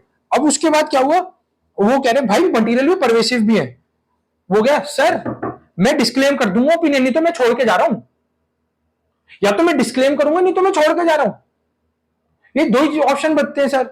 यार आपने तो लिमिटेशन लगा दी, मैं तो ऐसे नहीं कर पाऊंगा ऑडिट, या तो मैं रिजाइन कर रहा हूं तो फिर मैं डिस्क्लेम करूंगा ओपिनियन, सीधी बात है। एक ऐसे पैराग्राफ करके दे रखा था कि भाई अगर मैनेजमेंट कोई इंपोज करती है लिमिटेशन ऑन ऑडिटर कि हम आपको सामान नहीं देंगे, हम आपको appropriate sufficient and appropriate audit evidence नहीं देंगे, तो ये चक्कर हो जाएगा। फिर उसके बाद में नोट आता है, while expressing adverse opinion, disclaimer of opinion, auditors shall not include an unmodified opinion। भाई अगर तुम अपना ओपिनियन एडवर्स या डिस्क्लेमर दे रहे हो ना, तो तुम्हारा अनमॉडिफाइड ओपिनियन नहीं चाहिए, इससे कंफ्यूजन पैदा हो जाएगी कि भाई तुम फाइनेंशियल रिपोर्टिंग फ्रेमवर्क पे तो अनमॉडिफाइड ओपिनियन दे रहे हो, कोई स्पेसिफिक एलिमेंट पे तुम अनमॉडिफाइड ओपिनियन दे रहे हो, और वैसे तुम डिस्क्लेमर एडवर्स ऑफ ओपिनियन दे रहे हो, तो ये दोनों चीज एक साथ नहीं आएंगी। क्या क्या चीज एक साथ नहीं आएंगी? एडवर्स और डिस्क्लेमर का ओपिनियन जो अगर तुम दे रहे हो तो अनमॉडिफाइड ओपिनियन उसके साथ नहीं आएगा। मतलब तुम ये नहीं बोल सकते कि तुम्हारे फाइनेंशियल स्टेटमेंट फ्रेमवर्क के साथ तो कंप्लाई करें, वैसे तुम्हारे फाइनेंशियल स्टेटमेंट्स में ओपिनियन दे रहे हैं एडवर्स और डिस्क्लेमर का। ठीक है, 705 की सीरीज खत्म, यही है 700, बाकी थोड़ा बहुत लिखा है वो ज्यादा इंपॉर्टेंट नहीं है, बट ये चीज ही आती है एग्जाम में। तो मैं याद होगी 705 की सीरीज है कुछ, मैंने बोला था ना नहीं है। ऐसी कंसंट्रेशन के साथ सुनते रहो, सारे ऐसे आसान कर दूंगा। ऐसे जाओगे ना जब ऑडिट के पेपर में, तुम कहोगे यार क्या बात है, सब कुछ याद है मेरे को, कोई भी क्वेश्चन उठा लो भाई, तुम्हें ऐसे हरा ही नहीं सकती। इस बार तुमने शपथ ली है मेरे साथ, कैसी शपथ ली थी? हम इस बार 60+ मार्क्स लेके आएंगे, इसमें 60+ मार्क्स लेके दिखाने हैं तुम्हें, अपने पेरेंट्स को भी प्राउड करवाना है, अपने टीचर्स को भी प्राउड फील कराना है, और अपने खुद को तो प्राउड फील करना ही है। खुशी के मारे ना झूम उठोगे, जो सीए बन जाएंगे बच्चे, और जो सीए इंटर से सीए फाइनल में आ जाएंगे वो भी डबल खुश। अब देखो, अब आता है 706, emphasis of matter paragraph and other matter paragraph in independent auditors report. ये भी 700 की सीरीज का बहुत छोटा टॉपिक है, कुछ भी नहीं है, कुछ भी नहीं है, बस यहां सुनते रहना। अब ये क्या होता है देखो, as matter although appropriately as matter, objective क्या है 706 का, कि हम अगर एम्फेसिस ऑफ मैटर पैराग्राफ या अदर मैटर पैराग्राफ अपनी ऑडिट रिपोर्ट के अंदर डालेंगे ना, क्यों डालेंगे? डालेंगे ना, क्यों डालेंगे? इसके दो ऑब्जेक्टिव हैं कि मैटर ऑल्दो अप्रोप्रिएटली प्रेजेंटेड और disclosed in financial statement is such important that fundamental to user understanding of financial statement. ये क्या बोल रहे हैं भाई, मैटर तो अच्छी तरह हमने डिस्क्लोज कर दिया, उसका बता भी दिया फाइनेंशियल स्टेटमेंट में, और बट ना मेरे हिसाब से यार ना इन्वेस्टर्स को ना इस बारे में पता चलना कि फंडामेंटल है, अगर इसके बारे में पता चल जाएगा ना तो और वो अच्छे से डिसीजन ले पाएंगे अपना। इसलिए हम एम्फेसिस ऑफ मैटर पैराग्राफ में एम्फसाइज करते हैं। एम्फसाइज का मतलब जो दबाव डालते हैं, जोर देते हैं, हाँ भाई ये ना ये डालना सही लग रहा है मेरे को, इसकी वजह से ना और इन्फॉर्म डिसीजन ले पाएगा इन्वेस्टर। दबाव डाल देते हैं इन वाले मैटर्स पे, 4 मैटर उठाए, दबाव डाल दिया इन पे, एम्फेसिस ऑफ मैटर पैराग्राफ में डाल दिए वो। ठीक है, उसके बाद आता है any other method that is relevant to understanding of auditor's responsibility of audit report, या फिर कोई ऐसा मैटर जिसकी वजह से मतलब यार जैसे हम अपना हम बोलते हैं हमने sufficient and appropriate audit evidence लिया, हम इंडिपेंडेंट हैं, बट हमें लगता है कि हमें ये चीज भी डिस्क्लोज करनी चाहिए कि ऑडिटर ने ये और चीज करी है, ऑडिटर ने अपनी रिस्पॉन्सिबिलिटी दिखाई है, तो वो अदर मैटर पैराग्राफ में डाल देंगे। हाँ भाई यार ऑडिटर ने ये काम भी करा है, ये अदर मैटर पैराग्राफ में डाल देंगे। ये ऑब्जेक्टिव है कि उन्हें लग रहा है कि अगर ये वाली चीज में हम एम्फेसिस डाल देंगे ना तो इन्वेस्टर अच्छे से डिसीजन ले पाएंगे, इन्फॉर्म्ड वेल इन्फॉर्म्ड डिसीजन ले पाएंगे। और अदर मैटर पैराग्राफ में ये डाल देते हैं हाँ भाई अंडरस्टैंडिंग है auditor responsibility of audit report की, कि हाँ भाई ऑडिटर ने ये रिस्पॉन्सिबिलिटी और अच्छे से निभाई है, वो अदर मैटर पैराग्राफ में डाल देंगे। है कुछ इसमें यही लिखा हुआ भाई, when auditor includes emphasis of matter paragraph in audit report, क्या होगा वो पैराग्राफ इंक्लूड कर लेगा separate section of emphasis of matter के नाम से। एम्फेसिस ऑफ मैटर में वो 4 मैटर उठा के डाल देगा, हाँ भाई तुम इन्वेस्टर्स इस पे ध्यान ज्यादा देना, इस पे एम्फेसाइज करना, ज्यादा ध्यान देना। Include clear reference to the matter being emphasized and relevant disclosure, क्या बताया उस वाले मैटर को उस पे ज्यादा ध्यान देना, रेफरेंस डालेगा कि हाँ भाई तुम इस रेवेन्यू पे ज्यादा ध्यान देना, अदर एक्सपेंसेस पे ज्यादा ध्यान देना, और उसके रेलेवेंट डिस्क्लोजर हमने वहां पे डिस्क्लोज करा है उसे। उसके बाद indicate auditor's opinion not modified in respect of matter emphasize, अगर हमने एम्फेसाइज करा है ना इस वाले मैटर्स पे, इससे ऑडिटर ओपिनियन में कोई फर्क नहीं पड़ा है, हम ये चीज एक्सक्लूसिवली बता देंगे एम्फेसिस ऑफ मैटर पैराग्राफ में डाल के कि हाँ भाई इसके अंदर इसकी वजह से हमारे ओपिनियन में कोई फर्क नहीं पड़ा है, हमने डाला जरूर है, ओपिनियन हमारा बिल्कुल वही रहेगा। इसके अगर ये नहीं भी डालते ना ओपिनियन हमारा वही रहता, चाहे वो क्वालिफाइड रहता, चाहे एडवर्स रहता, चाहे डिस्क्लेमर रहता, चाहे अनमॉडिफाइड रहता, बट हमने एक्सक्लूसिवली भी बता दिया, इसकी वजह से हमारे कोई ओपिनियन में दिक्कत नहीं आएगी तुम्हें। अगर हम एम्फेसिस ऑफ मैटर पैराग्राफ डाल रहे हैं ना इसके अंदर हमारे ओपिनियन से कोई मैटर नहीं है, इससे हमारे ओपिनियन का कोई फर्क नहीं पड़ेगा, बस हमें तुम इसलिए बता रहे हैं ताकि तुम इससे अच्छे से डिसीजन ले पाओ। हाँ भाई तुम्हें रिलायंस में पैसा डालना है नहीं डालना है, ये 4 चीजें और चेक करके डालना। अगर ये 4 चीजें और चेक करके डालोगे ना तो तुम ये जान पाओगे कि हाँ भाई और बढ़िया, इसके तो फाइनेंशियल्स और स्ट्रॉन्ग है ना, हाँ अब मैं डाल सकता हूँ इसके रिलायंस के में फाइनेंशियल्स में पैसा, मतलब रिलायंस इंडस्ट्रीज में मैं इसके शेयर खरीद सकता हूँ और खरीद लूंगा शेयर। ठीक है, अब देखो 2 ऐसे रह गए हमारे 701 और 710, ये भी बहुत आसान है, कुछ भी नहीं है इनमें। कम्युनिकेटिंग की audit matters in independent auditors report, दिक्कत मतलब सब है मेरे पास, दिखाया था ना की ऑडिट मैटर्स, दिख रहा है की ऑडिट मैटर्स, की ऑडिट मैटर्स है। अब की ऑडिट मैटर्स यहाँ पे सारे आ गए, दिख रहे हैं ये सारे की ऑडिट मैटर चलते हैं, ये लिटिगेशन मैटर, ये सारा की ऑडिट मैटर है, ये देखो दिख रहा है, ये सब की ऑडिट मैटर्स हैं। अंदर मत घुसो, हमें पढ़ना थोड़ी है, हमें समझना है बस। की ऑडिट मैटर्स कौन से मैटर्स होते हैं, की ऑडिट मैटर्स क्या होते हैं, की ऑडिट मैटर्स एक बहुत इंपॉर्टेंट मैटर्स होते हैं कि हाँ भाई ये तो डालने ही पड़ेंगे। एम्फेसिस ऑफ मैटर, इसमें तुम एम्फोसाइज करके रेलेवेंट डिसीजन लो। की ऑडिट मैटर होते हैं यार जो बहुत सिग्निफिकेंट मैटर है, मतलब यार एक होता है कि हमने एम्फेसाइज करा, यार एम्फेसाइज तो हम किसी चीज पे भी कर सकते हैं ना, एम्फेसाइज तो कि यार भाई एक ना फालतू सी चीज थी, फॉर एग्जांपल अदर इनकम में ना बैंक डिपॉजिट का था, हम कह रहे हैं यार तुम ना, हमने एम्फेसिस ऑफ मैटर पैराग्राफ में ना बैंक डिपॉजिट्स डाल दिया, बैंक डिपॉजिट्स पे ना तुम ध्यान ज्यादा देना, इनकी ना बहुत सारी एफडीज है तो इंटरेस्ट बहुत सारा आता है, इनकी ना फिक्स्ड इनकम बहुत सारी है, बट वो हमारा सिग्निफिकेंट मैटर नहीं है। सिग्निफिकेंट मैटर क्या होगा भाई एंटिटी पैसा कहां से कमा रही है, एंटिटी पैसा कहां से कमा रही है, पेट्रोल बेच के, जियो की सिम बेच के, फ्री फ्री फ्री जियो की SIM free free free free free free, भाई फ्री फ्री क्यों दे रहे हो, पैसे चार्ज करो। अब वो पैसे चार्ज करने लगे, रेवेन्यू हम ऐसे ही चेक करेंगे, रेवेन्यू होता है हमारा की ऑडिट मैटर, क्योंकि वो क्या है, higher assessed risk of material misstatement. भाई रेवेन्यू में झोल कर सकते हो ना तुम पूरा रेवेन्यू ना दिखाओ टैक्स बचाने के लिए, मैं कैसे मान लूं, ये होते हैं की ऑडिट मैटर्स। डिफरेंस समझ आया, एम्फेसिस ऑफ मैटर पैराग्राफ किसी चीज पे भी एम्फेसाइज कर सकता है, बट की ऑडिट मैटर्स में वो मैटर्स आते हैं जो कि बहुत इंपॉर्टेंट है, जिसके अंदर रिस्क मिल सकता है, जिसके अंदर अनसर्टेनिटी है, जिसके अंदर higher assessed risk of material misstatement है, मतलब जिसके अंदर बहुत ज्यादा रिस्क है। ये की ऑडिट मैटर्स हम अलग से डिफाइन कर देते हैं, हाँ ये वाले की ऑडिट मैटर्स हैं, ये वाले की ऑडिट मैटर्स हैं। जैसे इसके अंदर कौन कौन से मैं तुम्हें बताता हूं, estimates of gas and oil reserves, दिख रहा है, estimates of gas and oil reserves दिख रहा है ना, क्या ये की ऑडिट मैटर है, क्यों है भाई, ये इनका तो भाई गैस रिजर्व्स ही नहीं होंगे तो भाई क्या बेच के खाएंगे, भाई तेल ही नहीं है क्या बेचोगे। फिर दूसरा दिखाता हूं, लिटिगेशन मैटर्स, लिटिगेशन मैटर्स ये इंपॉर्टेंट मैटर है, भाई क्या क्या केस चल रहे हैं मेरे को तो पता होना चाहिए ना, मैं अगर पैसा लगा रहा हूं ना इसके अंदर मेरे को पता होना चाहिए, क्या तुम केस हार गए तो तुम तो 1 मिनट में बोल दो कि मेरे पे तो पैसा है नहीं, मैं कहां से लेके आऊंगा।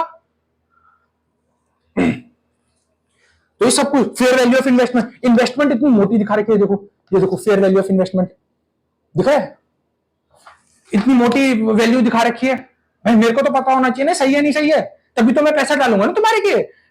ये इसलिए की ऑडिट मैटर्स इसलिए इंपॉर्टेंट होते हैं, की ऑडिट मैटर्स ऐसे होते हैं जिसके अंदर इसका फेयर वैल्यू ऑफ इन्वेस्टमेंट में क्या है, वो अपनी जजमेंट के बेसिस पे इन्वेस्टमेंट की वैल्यू निकाल के फाइनेंशियल स्टेटमेंट्स में दिखा रहे हैं ना। तुम बोल रहे हो कि मेरे पास एक बिल्डिंग है, इसकी 10 करोड़ की वैल्यू है, मार्केट में गए तो पता चल रहा है 5 करोड़ की वैल्यू है, कैसे मान लूं मैं, तो की ऑडिट मैटर्स है ना हमारे, इसके अंदर मैनेजमेंट जजमेंट भी इन्वॉल्व है और ऑडिटर की जजमेंट भी इन्वॉल्व है, मैनेजमेंट जजमेंट ऑडिटर जजमेंट दोनों इन्वॉल्व होती है। कि ऑडिट मैटर्स में क्या है, to enhance the communicative value of audit report, इससे ऑडिट रिपोर्ट की ना वैल्यू बढ़ जाती है, बढ़ कैसे बढ़ जाती है, बढ़ कैसे बढ़ती है ऑडिट की वैल्यू, भाई की ऑडिट मैटर्स वो बता रहा है, हाँ भाई ये तो की ऑडिट मैटर्स है, इस पे मैंने काम करा ही करा है, उसकी रिपोर्ट बढ़ जाएगी ना, यहीं से लोग समझ जाएंगे कि हाँ भाई ऑडिटर बढ़िया है, इसलिए की ऑडिट मैटर सारे कवर कर लिए, उसने ये सब कवर कर लिया, उससे ना communicative value of audit report बहुत ज्यादा बढ़ जाती है। फिर मोस्ट सिग्निफिकेंट मैटर्स कौन कौन से हैं, additional provide additional information to the users of financial statement to assist them, most significant matters in audit of financial statements दिखाए ना, most significant matters, litigation matters, example से याद रख लेना, लिटिगेशन मैटर्स, उसके बाद कौन से हैं, ऑयल एंड गैस रिजर्व्स, कितने बच गए भाई, ऑयल एंड गैस रिजर्व्स अगर कम होंगे क्या खाएगी भाई रिलायंस, पता है तुम्हें रिलायंस का जो जियो कैसे नाम पड़ा था, ऑयल का उल्टा जियो होता है, अब भाई ऑयल बेच बेच के तो जियो बना लिया, अब ऑयल ही खत्म हो गया क्या बेचेगी, अब कौन सी कंपनी बनाएगी, नहीं हमें पता होना चाहिए। ये आ गया अपने की मोस्ट सिग्निफिकेंट मैटर्स के अंदर। फिर आ रहा है एंटिटी, अरे यार फिर आ रहा है entity and areas of significant management judgement communicate these matters as well. भाई मैनेजमेंट के हिसाब से भाई जो इन्वेस्टमेंट तुम्हें दिखाई मैंने फेयर वैल्यू ऑफ इन्वेस्टमेंट, भाई हम थोड़ी करेंगे इन्वेस्टमेंट की वैल्यू, हमारे ये थोड़ी, हम वैल्यूअर थोड़ी है, हम तो ये देखेंगे जो मैनेजमेंट कर रही है वो इन्वेस्टमेंट की वैल्यू सही से कर रही है नहीं कर रही है।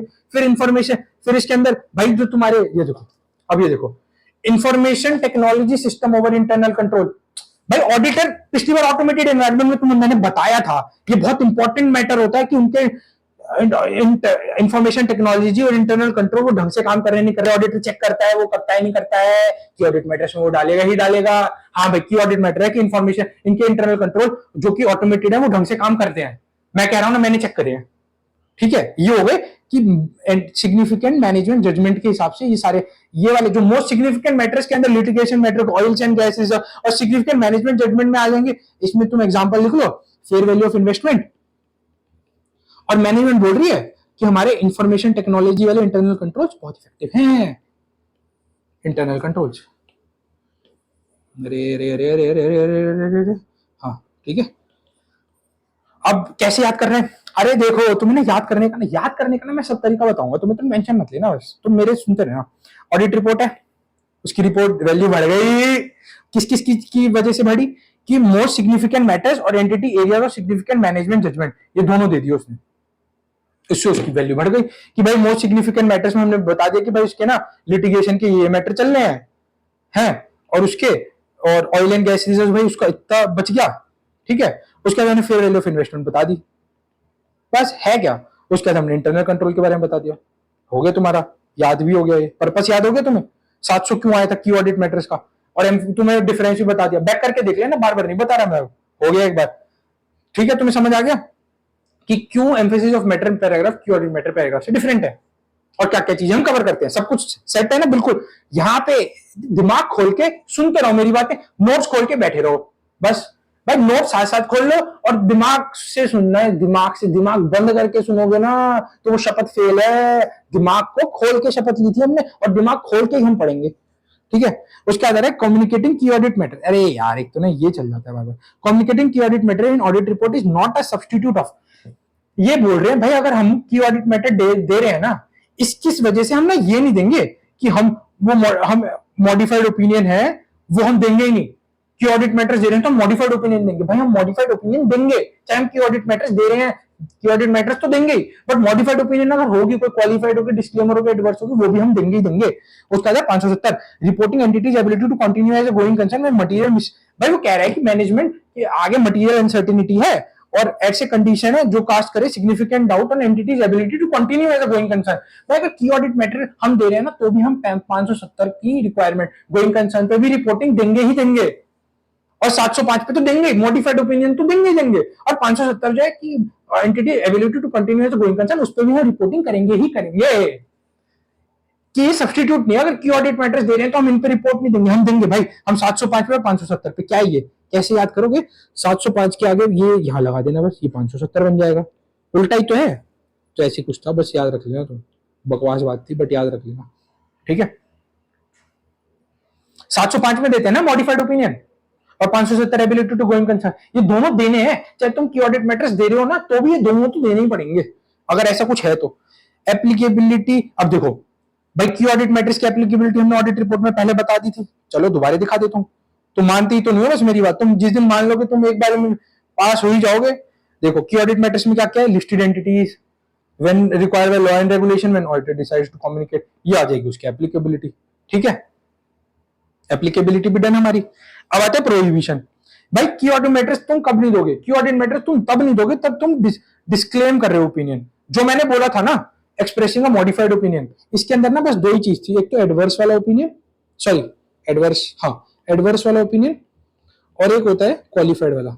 ये पता है क्यों है, मैं तुम्हें इसका एग्जांपल देता हूं, कि तुम अगर डिस्क्लेम कर रहे हो ना ओपिनियन, अब हम ओपिनियन कब डिस्क्लेम करते थे, जब हम unable to obtain sufficient and appropriate audit evidence and we are saying that possible effects and effects can be material as well as pervasive. भाई तुम्हें ऑडिट एविडेंस तो मिला ही नहीं, तुम की ऑडिट मैटर्स कैसे दे रहे हो फिर, या तो तुम डिस्क्लेमर ऑफ ओपिनियन दो या की ऑडिट मैटर्स, तो एक ही चीज होगी। अगर तुम की ऑडिट मैटर्स दे रहे हो तो डिस्क्लेमर ऑफ ओपिनियन नहीं आएगा, अगर डिस्क्लेमर ऑफ ओपिनियन आ रहे तो मतलब की ऑडिट मैटर्स नहीं है, याद रखना कि की audit matters and disclaimer of opinion can not go hand in hand, एक साथ नहीं जाएंगे वो, और डिटरमाइनिंग की ऑडिट मैटर्स। अब भाई मैंने तुम्हें की ऑडिट मैटर्स के एग्जांपल दिए, उसे डिटरमाइन कैसे करोगे तुम? बाय आइडेंटिफाई करोगे ऐसे areas higher assessed risk of material misstatement है, जहां पे जैसे लिटिगेशन मैटर्स मिसस्टेटमेंट हो सकती है ना, यहाँ पे तुमने आधे मैटर मेरे को बताया नहीं बताया, ठीक है? उसके सिग्निफिकेंट ऑडिटर भाई जजमेंट ऑडिटर के हिसाब से relating to areas that involve significant management judgement including accounting estimate that have higher estimation uncertainty. तुम भाई हायर एस्टिमेशन अनसर्टेनिटी क्या होता है? भाई तुमने जो फेयर वैल्यू ऑफ इन्वेस्टमेंट है उसमें कोई झोल झपाटा करके मेरे को बता दिया, मैं कैसे मान लूं? ये भाई वो हो गया ना कि ऑडिट मैटर, कि ऑडिट मैटर हो गया नहीं हो गया? भाई तुम हाईएस्ट, ये अनसर्टेनिटी होती है ना भाई, उसकी वैल्यू कितनी निकलेगी, इंटरनल कंट्रोल्स कितने इफेक्टिव है या नहीं है, ऑयल एंड गैसेस कितने, सर्टेनिटी तो है, एस्टिमेशन ही तो लगा रहे हम। एस्टिमेशन अगर हमारा सही होगा, मतलब हम तो ये सही होगा नहीं होगा वो तो क्या पता हमें, की ऑडिट मैटर्स में हम ये चीजें डालेंगे, इसके बेसिस पे हम आइडेंटिफाई कर लेते हैं कि कौन कौन से हमारे की ऑडिट मैटर्स है। अब देखो मैनेजमेंट जजमेंट ही तो है यार, ये जो मैंने तुम्हें दिखाया था इंफॉर्मेशन टेक्नोलॉजी कंट्रोल, ये छोड़ो, ये दिखा था,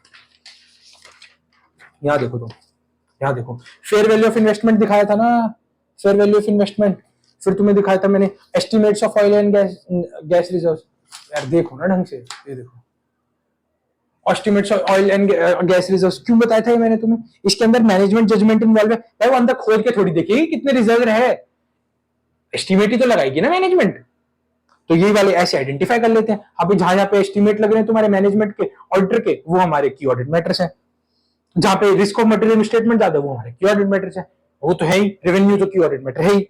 फिर effect on audit of financial effect on audit of significant event in transaction that identified during the audit, कौन कौन से हमारे ऐसे आइडेंटिफाई हुए ऐसे सिग्निफिकेंट इवेंट्स और ट्रांजैक्शन जिसकी वजह से हम ये बोल सकते हैं कि हाँ यहाँ पे की ऑडिट मैटर बनेगा ही बनेगा, क्योंकि ड्यूरिंग द ऑडिट हमें ये चीजें मिल गई, हम तो इसको देंगे भाई, लिटिगेशन मैटर मिल गए हमें बहुत सारे, और भाई इस पे तो ये भी केस चल रहा है, ये भी केस चल रहा है, ये भी केस चल रहा है, ये भी केस चल रहा है, हमने सारे की ऑडिट मैटर्स में उठा के डाल देंगे भाई, हमें तो ड्यूरिंग द ऑडिट मिले हैं ना ये सारे केसेस, हम तो डालेंगे ना, हम तो मैनेजमेंट को बताएंगे हाँ भाई मैनेजमेंट, सॉरी मैनेजमेंट कह रहा हूँ, इन्वेस्टर्स, हाँ भाई इन्वेस्टमेंट इन्वेस्टर्स, ये सारे केस चल रहे हैं इसके रिलायंस के अगेंस्ट, उसके बेसिस पे करियो भाई, हार गई तो हमें को हम बता रहे हैं पहले तुम्हें ये सारे की ऑडिट मैटर से तुम्हारे याद करने का तरीका, भाई मैं हर जगह याद करने का तरीका डाल ही देता हूँ। हाई क्या चीज, रिस्क ऑफ मटेरियल मिसस्टेटमेंट और एस्टिमेशन अनसर्टेनिटी, भाई जहां पे higher assessed risk of material misstatement होगा, जहां हाईएस्ट एस्टिमेशन अनसर्टेनिटी होगी, वहां की ऑडिट मैटर्स बनेंगे, और जो सिग्निफिकेंट इवेंट्स और ट्रांजैक्शंस होंगे आइडेंटिफाइड ड्यूरिंग द ऑडिट वो हमारे की ऑडिट मैटर्स बनेंगे। समझ आई तुम्हें बात? भाई ऐसे ही तो याद करना है, हो गया 705 भी खत्म, 700 सॉरी 701 हो गया, 701 भी खत्म, कौन कौन से हो गए हमारे 700 701 705 और 706, अब हमारा बच गया 710, खत्म भाई खत्म, सब कुछ खत्म, टेंशन ही मत लो। अब आ रहा है comparative information corresponding figures in comparative financial statements. पहले तो सबसे पहले डिफरेंस समझो, कॉरेस्पॉन्डिंग फिगर्स और कंपैरेटिव फाइनेंशियल स्टेटमेंट्स में डिफरेंस क्या है।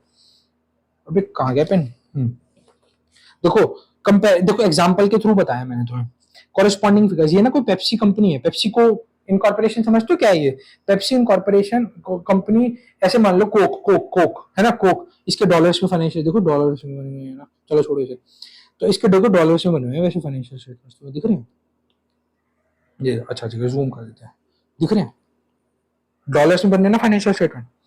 अब देखो इसमें क्या है, इसमें ना सिर्फ कॉरेस्पॉन्डिंग फिगर्स डाल दी, उसपे ना कुछ ऑडिटर ओपिनियन है ना, वो करंट पीरियड पे रहेगी, हाँ भाई वो बता देगा कि इस बार इनका इतना रेवेन्यू था, इस बार इनकी अदर इनकम इतनी थी, इस बार इनका एक्सपेंसेस इतना था, हाँ भाई इनकी कैश एंड कैजुअल भाई इतने के थे, इन्होंने इसमें इन्वेस्ट करा हुआ है, उस पर ओपिनियन दे देगा अपना। कंपैरेटिव फाइनेंशियल स्टेटमेंट्स में बोलेगा refer to each period for which financial statements are prepared, auditor opinion refer to each period in which financial statements are prepared, ये बोलेगा इनका रेवेन्यू इस बार तो 100 है, इस बार इनका रेवेन्यू है 35,119 और पिछली बार था इतना, इतने से बढ़ गया, तो मतलब वो ओपिनियन दे रहा है पिछली बार का भी और इस बार का भी, वो बोल रहा है कि हाँ भाई इसका इतने से इसलिए बढ़ गया क्योंकि इस बार उसने एक फैक्ट्री लगा दी, ज्यादा ऑर्डर मिल गए थे। तो जहां पे ऑडिटर का ओपिनियन दोनों जगह बेस होता है तो वो होती है कंपैरेटिव फाइनेंशियल इंफॉर्मेशन, और जहां पे वो सिर्फ करंट पीरियड की फिगर्स पे अपने ऑडिटर्स ओपिनियन दे रहा होता है वो होता है कॉरेस्पॉन्डिंग फिगर्स, ये मेजर डिफरेंस होता है। अब इसका प्रोसीजर कैसे करना है हमारे को, अगर हमें कंपैरेटिव इंफॉर्मेशन का ऑडिट प्रोसीजर करना है तो उसके अंदर क्या क्या करना है, हमें ये देखना पड़ेगा कि जो करंट ईयर और प्रीवियस ईयर की फिगर्स हैं वो एग्री कर रहे हैं नहीं कर रहे, कर रहे नहीं कर रहे, भाई करंट ईयर में जो तुम प्रीवियस ईयर के फिगर डाल रहे हो वो तुम चेक करोगे कि जो प्रीवियस ईयर जो ऑडिट रिपोर्ट गई थी उसके बेसिस पे जो फाइनेंशियल स्टेटमेंट सारे वो नहीं आ रहे नहीं आ रहे, वो चीज चेक करेंगे हम। Agrees with the amount and other disclosure. अब भाई डिस्क्लोजर देते हैं हम यहाँ पे कुछ लिखते हैं, हाँ भाई कि हमारी ना फेयर वैल्यू ऑफ पीपी ही थी पिछली, मतलब पिछले वाले ऑडिट रिपोर्ट में कि फेयर वैल्यू ऑफ पीपी थी 550, और हम इस बार बोल रहे हैं कि भाई पिछली बार हमारी फेयर वैल्यू थी, मतलब इस बार थी हमारी फेयर वैल्यू मान लो 650 और पिछली बार थी 550, तो हमें दोनों चीज बता देंगे ना यहाँ पे कि भाई पिछली बार 650 थी और इस बार 750 है, सॉरी उल्टा ले लो कुछ भी, क्या फर्क पड़ रहा है। तो ये जो फिगर है ये सब टैली होनी चाहिए यहाँ से। अब इन्होंने पिछली बार 650 डाला होगा और प्रीवियस ईयर का यहाँ पे एक कॉलम डाल के डाला होगा मान लो 550, तो ये वाली चीज और ये वाली चीज मैच होनी चाहिए ना, ये एग्री होना चाहिए। क्या agree with the amount and other disclosure present in prior period. But amount और डिस्क्लोजर दोनों प्रायर पीरियड के हिसाब से होने चाहिए, नहीं होनी चाहिए, मान समझ रहे हो ना। या अगर तुम यहाँ पे अपना रिपोर्ट के अंदर नीचे लिख दो कि the fair value of PP is इतना, प्रीवियस ईयर में इतना, तो तुम्हें एग्री होनी चाहिए ना पिछले साल से भी कि यहाँ पे पिछले साल प्रीवियस ईयर में और पिछले साल का जो करंट ईयर था, क्योंकि पिछले साल में प्रीवियस ईयर जो इस साल प्रीवियस ईयर पिछले साल वो करंट ईयर हुआ होगा ना, तो उसका करंट ईयर में अमाउंट बिल्कुल सेम है नहीं सेम है, और उसका डिस्क्लोजर सही से आ रहे हैं नहीं आ रहे। टेंशन मतलब नोट्स बिल्कुल क्लियर मिलेंगे तुम्हें, नोट्स में इतना मैंने गंदगी नहीं फैलाई। तुम्हें समझाने के लिए मैंने सेंटी हो जाता हूँ यार समझाते समझाते। मैं चाहता हूँ कि बच्चा जो सामने बैठ के मेरी बात सुन रहा है ना इतने ध्यान से सुने, उसे डायरेक्ट बस वो डायरेक्ट पेपर में खोले। ऐसा होना नहीं चाहिए, वो बता रहा हूँ तुम्हें, इसलिए मैं ज्यादा उसके अंदर चला जाता हूँ डीप में। पर ठीक है ना, तुम्हें समझ आ रहा है ना। अब आ रहा है कि अकाउंटिंग पॉलिसीज हैं वो जो रिफ्लेक्ट कर रही है कंपैरेटिव इंफॉर्मेशन वो कंसिस्टेंट है या नहीं है। मतलब अकाउंटिंग पॉलिसीज हमने जो करंट ईयर में लगाई, हम कह रहे हैं कि हमने इन्वेंट्री का मेथड फीफो यूज करा है, पिछली बार क्या करा था लीफो कर दिया। भाई क्यों कर दिया चेंज, कंसिस्टेंट क्यों नहीं, यहाँ पे फीफो लगा रहे हो तुम, या पिछली बार तुमने लीफो क्यों लगाया था, या इस बार तुम अगर लीफो लगा रहे हो यार, एक तो ना क्या चक्कर है, रुक जाओ एक मिनट। ठीक है, अगर तुम इस बार बोल रहे हो कि मैं फीफो लगा रहा हूं और तुमने पिछली बार लीफो क्यों लगाया था, और अगर तुम इस बार लीफो लगा रहे हो तो तुमने पिछली बार फीफो क्यों लगाया था। ये तो वैसे accounting estimate accounting policy example दे रहे हो, जैसे डेप्रिसिएशन का मेथड है, इस बार तुम स्ट्रेट लाइन लगा रहे हो, पिछली बार तुमने लगाया था डब्ल्यूडीवी, इस बार डब्ल्यूडीवी लगा रहे हो, पिछली बार तुमने लगाया था स्ट्रेट लाइन। क्यों कर रहे हो भाई चेंज, पिछली बार स्ट्रेट लाइन लगाया था, इस बार स्ट्रेट लाइन क्यों लगाया, पिछले डब्ल्यूडीवी लगाया था, इस बार डब्ल्यूडीवी क्यों लगाया, बताओ मेरे को रीजन दो क्यों करा change, why it is not consistent. दो मैं बताओ फिर, अगर तुम चेंज कर रहे हो ना मेरे को कोई दिक्कत नहीं है चेंज करने में, तुम उसके रीजन बताओ कि हाँ पे तुमने प्रॉपर्टी अकाउंटेड फॉर करा। अगर तुम शिफ्ट कर रहे हो कोई और एक अकाउंटिंग पॉलिसी से दूसरी अकाउंटिंग पॉलिसी में, तो तुम उसको प्रॉपरली अकाउंट फॉर करो और उसे प्रॉपरली प्रेजेंटेड और डिस्क्लोज करो, मेरे को कोई दिक्कत नहीं है करो, बट ये चीज भी करो साथ में। कॉरेस्पॉन्डिंग फिगर्स क्या होती है, कॉरेस्पॉन्डिंग फिगर्स में ना हम बस अपना ओपिनियन करंट पीरियड पे रखते हैं, बस तुम्हें ये चीज याद रखनी है, करंट पीरियड में हमें अपना अमाउंट्स और डिस्क्लोजर जो है वो प्राइमरीली करंट फिगर्स पे रहेंगे। ठीक है, अब आता है कि कॉरेस्पॉन्डिंग फिगर्स जो है, अब एक क्वेश्चन बहुत इंपॉर्टेंट है, लास्ट क्वेश्चन है, चैप्टर खत्म, देखो चैप्टर का हमने गला काट दिया, खत्म कर दिया चैप्टर को।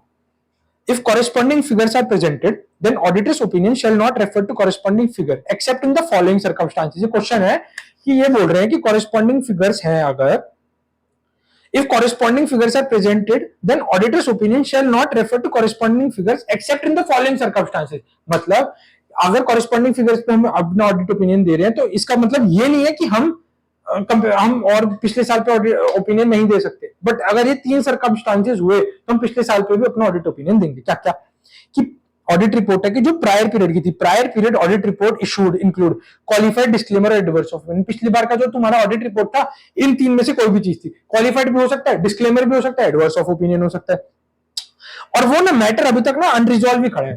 तुमने फाइनेंशियल स्टेटमेंट्स में ना वो मैटर अभी तक अनरिजॉल्व ही खड़ा कर रखा है, अभी तक तुमने डेल नहीं करा उसको, डेल्ट नहीं करा उससे, तो इस चक्कर में तुम्हें दोनों पीरियड का मैटर बताना पड़ेगा। Refer to both period figure if the matter giving rise to modification when effects and possible effect on the current period are material. Material है मतलब ये बोल रहा है कि जो तुम्हारा qualified opinion, disclaimer, adverse of opinion था जो तुमने पिछली बार दिया था, इस बार वो अनरिजॉल्व खड़ा है भी और उसका इफेक्ट मटेरियल है, तो हम इसके अंदर भाई हम तो दोनों पे, करंट ईयर और प्रीवियस ईयर दोनों पे हम अपना ओपिनियन देंगे। दोबारा समझाता हूं, बट कॉरेस्पॉन्डिंग फिगर्स में क्या होता है, हम कॉरेस्पॉन्डिंग फिगर्स के अंदर ना सिर्फ इस बार करंट ईयर का ही हम फाइनेंशियल स्टेटमेंट्स को ओपिनियन देंगे, बट अगर ये ओपिनियन होता है कि भाई पिछली बार भी क्वालिफाइड रिपोर्ट दे दी थी ऑडिटर ने, एडवर्स ऑफ ओपिनियन था, डिस्क्लेमर ऑफ ओपिनियन था, तो अगर वो मटेरियल है तो हम इस बार ना दोनों पे ओपिनियन देंगे, करंट ईयर पे भी और प्रीवियस ईयर पे भी। अब समझ आया, हिंदी में बोला तो अब समझ आया ना। यही ना तुम्हें क्या करना है, तुम्हें ना याद ना उसके बेस, ये पूरी ना सेंटेंस फॉर्मेशन है, ये ना पैराग्राफ को मैंने इसलिए ऐसे काटा है तुम्हें ना समझ आ जाए। और है ये तुम याद कर लो, तुम्हारा सेंटेंस बन जाएगा कैसे। Prior period audit report issued include qualified disclaimer adverse of opinion that matter giving rise to the opinion is unresolved and that's why refer to both period. तो हमारी ऑडिट रिपोर्ट क्या करेगी, refer to both period figures if the matter giving rise to modification. कौन सा matter, यही वाला qualified disclaimer, ये कौन सा, सॉरी ये वाला मैटर, ये वाला मैटर। और मॉडिफिकेशन कौन सी, क्वालिफाइड डिस्क्लेमर ओपिनियन वाली। When effects and possibilities of matter on the current year figures are material. भाई इसकी वजह से हमारे करंट ईयर फिगर में दिक्कत आ सकती है। तुम्हारे पिछली ईयर के फिगर में क्वालिफाइड एडवर्स और डिस्क्लेमर ऑफ ओपिनियन था, इसकी वजह से हमारे करंट ईयर फिगर मटेरियल हो सकते हैं, इसमें दिक्कत आ सकती है, इसलिए हम दोनों करंट ईयर और प्रीवियस ईयर दोनों पे ओपिनियन देंगे अपना। और दूसरा, if auditor obtain audit evidence that material misstatement exist in prior period financial statements. ये बोल रहा है ऑडिट ने एक ऐसा ऑडिट एविडेंस निकाली, उससे पता चल रहा है कि प्रायर पीरियड फाइनेंशियल स्टेटमेंट में मटेरियलिटी है, मटेरियल मिसस्टेटमेंट एग्जिस्ट करती है। तो भाई अब तो हमें प्रायर पीरियड के जो जहां पे मटेरियल मिसस्टेटमेंट एग्जिस्ट करते तो हमें तो बताना पड़ेगा। If material misstatement still don't dealt with, मतलब मटेरियल मिसस्टेटमेंट अब भी डेल्ट नहीं हो रही है। अरे यार पिछली बार तो मटेरियल मिसस्टेटमेंट थी, अब तो ठीक कर दो, अब भी डेल्ट नहीं करी, the auditor should give qualified और डिस्क्लेमर और adverse of opinion in the current period. वो अपना ओपिनियन चेंज कर देगा और दोनों पे ओपिनियन देगा, करंट ईयर पे भी और प्रीवियस ईयर पे भी। If prior period financial statements PPFS are not audited, मतलब पिछली बार prior period financial statements audit ही नहीं करे किसी ने, ऐसे ही रह गए। इफ ऑडिटर टू ऑब्टेन, वो ऑडिटर का ऑब्टेन करेगा, क्या करेगा, sufficient and appropriate audit evidence for opening balances, कि भाई जो ओपनिंग बैलेंसेस हैं उसकी sufficient and appropriate audit evidence obtain करेगा ना, कि भाई पिछली बार भी कोई मटेरियल मिसस्टेटमेंट नहीं थी, that prior period financial does not contain any misstatement that will current period figure current period financial statements. बस दैट्स इट। एक सेकंड ये रह गया, हाँ ये बोल रहा है कि अब हमें जो ऑडिट, अरे ऑडिट तो हमने देखा ही नहीं, हाँ अब auditor opinion shall refer to each period that is current period as well as period prior period. ये किसके लिए, कंपैरेटिव इंफॉर्मेशन का ऑडिट जो हम करेंगे, तो जो ऑडिट ओपिनियन होगा करंट पीरियड पे भी होगा, प्रीवियस ईयर फिगर्स पे भी होगा, करंट ईयर फिगर्स पे भी होगा, प्रीवियस ईयर फिगर्स पे भी होगा। और अगर if there is an difference in opinion as compare to previous year opinion, substantive reasons to be disclosed in other matter paragraph. Other matter paragraph में भी हम ये डाल देंगे, जो हमने एम्फेसिस डाला था ना जिस पैराग्राफ के, उसके नीचे अदर मैटर पैराग्राफ थे, उसके अंदर भी हम ये डाल देंगे अगर ओपिनियन में डिफरेंस है कि यहाँ पे प्रीवियस ईयर में तो यार ये वाला ओपिनियन ऐसे था, बट मैं इस बार तो कंपैरेटिव इंफॉर्मेशन दे रहा हूँ, बट मैंने ये वाले ओपिनियन में पिछली बार इन्होंने बोला था रेवेन्यू ऐसे ऐसे था, मैं बोल रहा हूँ पिछली बार वाला रेवेन्यू तो था, तो इसमें ये चीज भी थी, तो ये वाली चीज में उठा के यार देखो दोबारा बताता हूँ। जैसे ये दो था, ये प्रीवियस ईयर है, ये करंट ईयर है, यहाँ 100 रुपए का रेवेन्यू था, 80 रखा था, नहीं सॉरी उल्टा समझ आ जाएगा, टेंशन मत लो, मेरे पास है इसका भी एक एग्जाम्पल। बस ना तुम एग्जाम्पल अपने मतलब तुम समझने के पर्सपेक्टिव से समझना।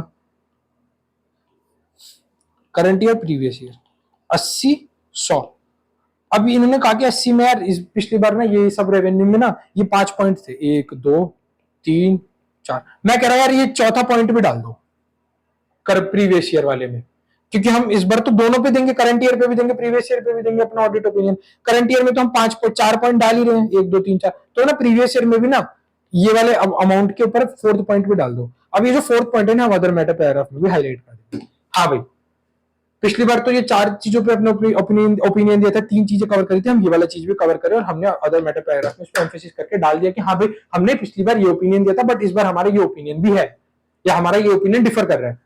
ठीक है, ये हो गया तुम्हारा कंपैरेटिव इंफॉर्मेशन। एकदम कैरे नोट्स है ना, एकदम मस्त, सब समझ आ गया होगा।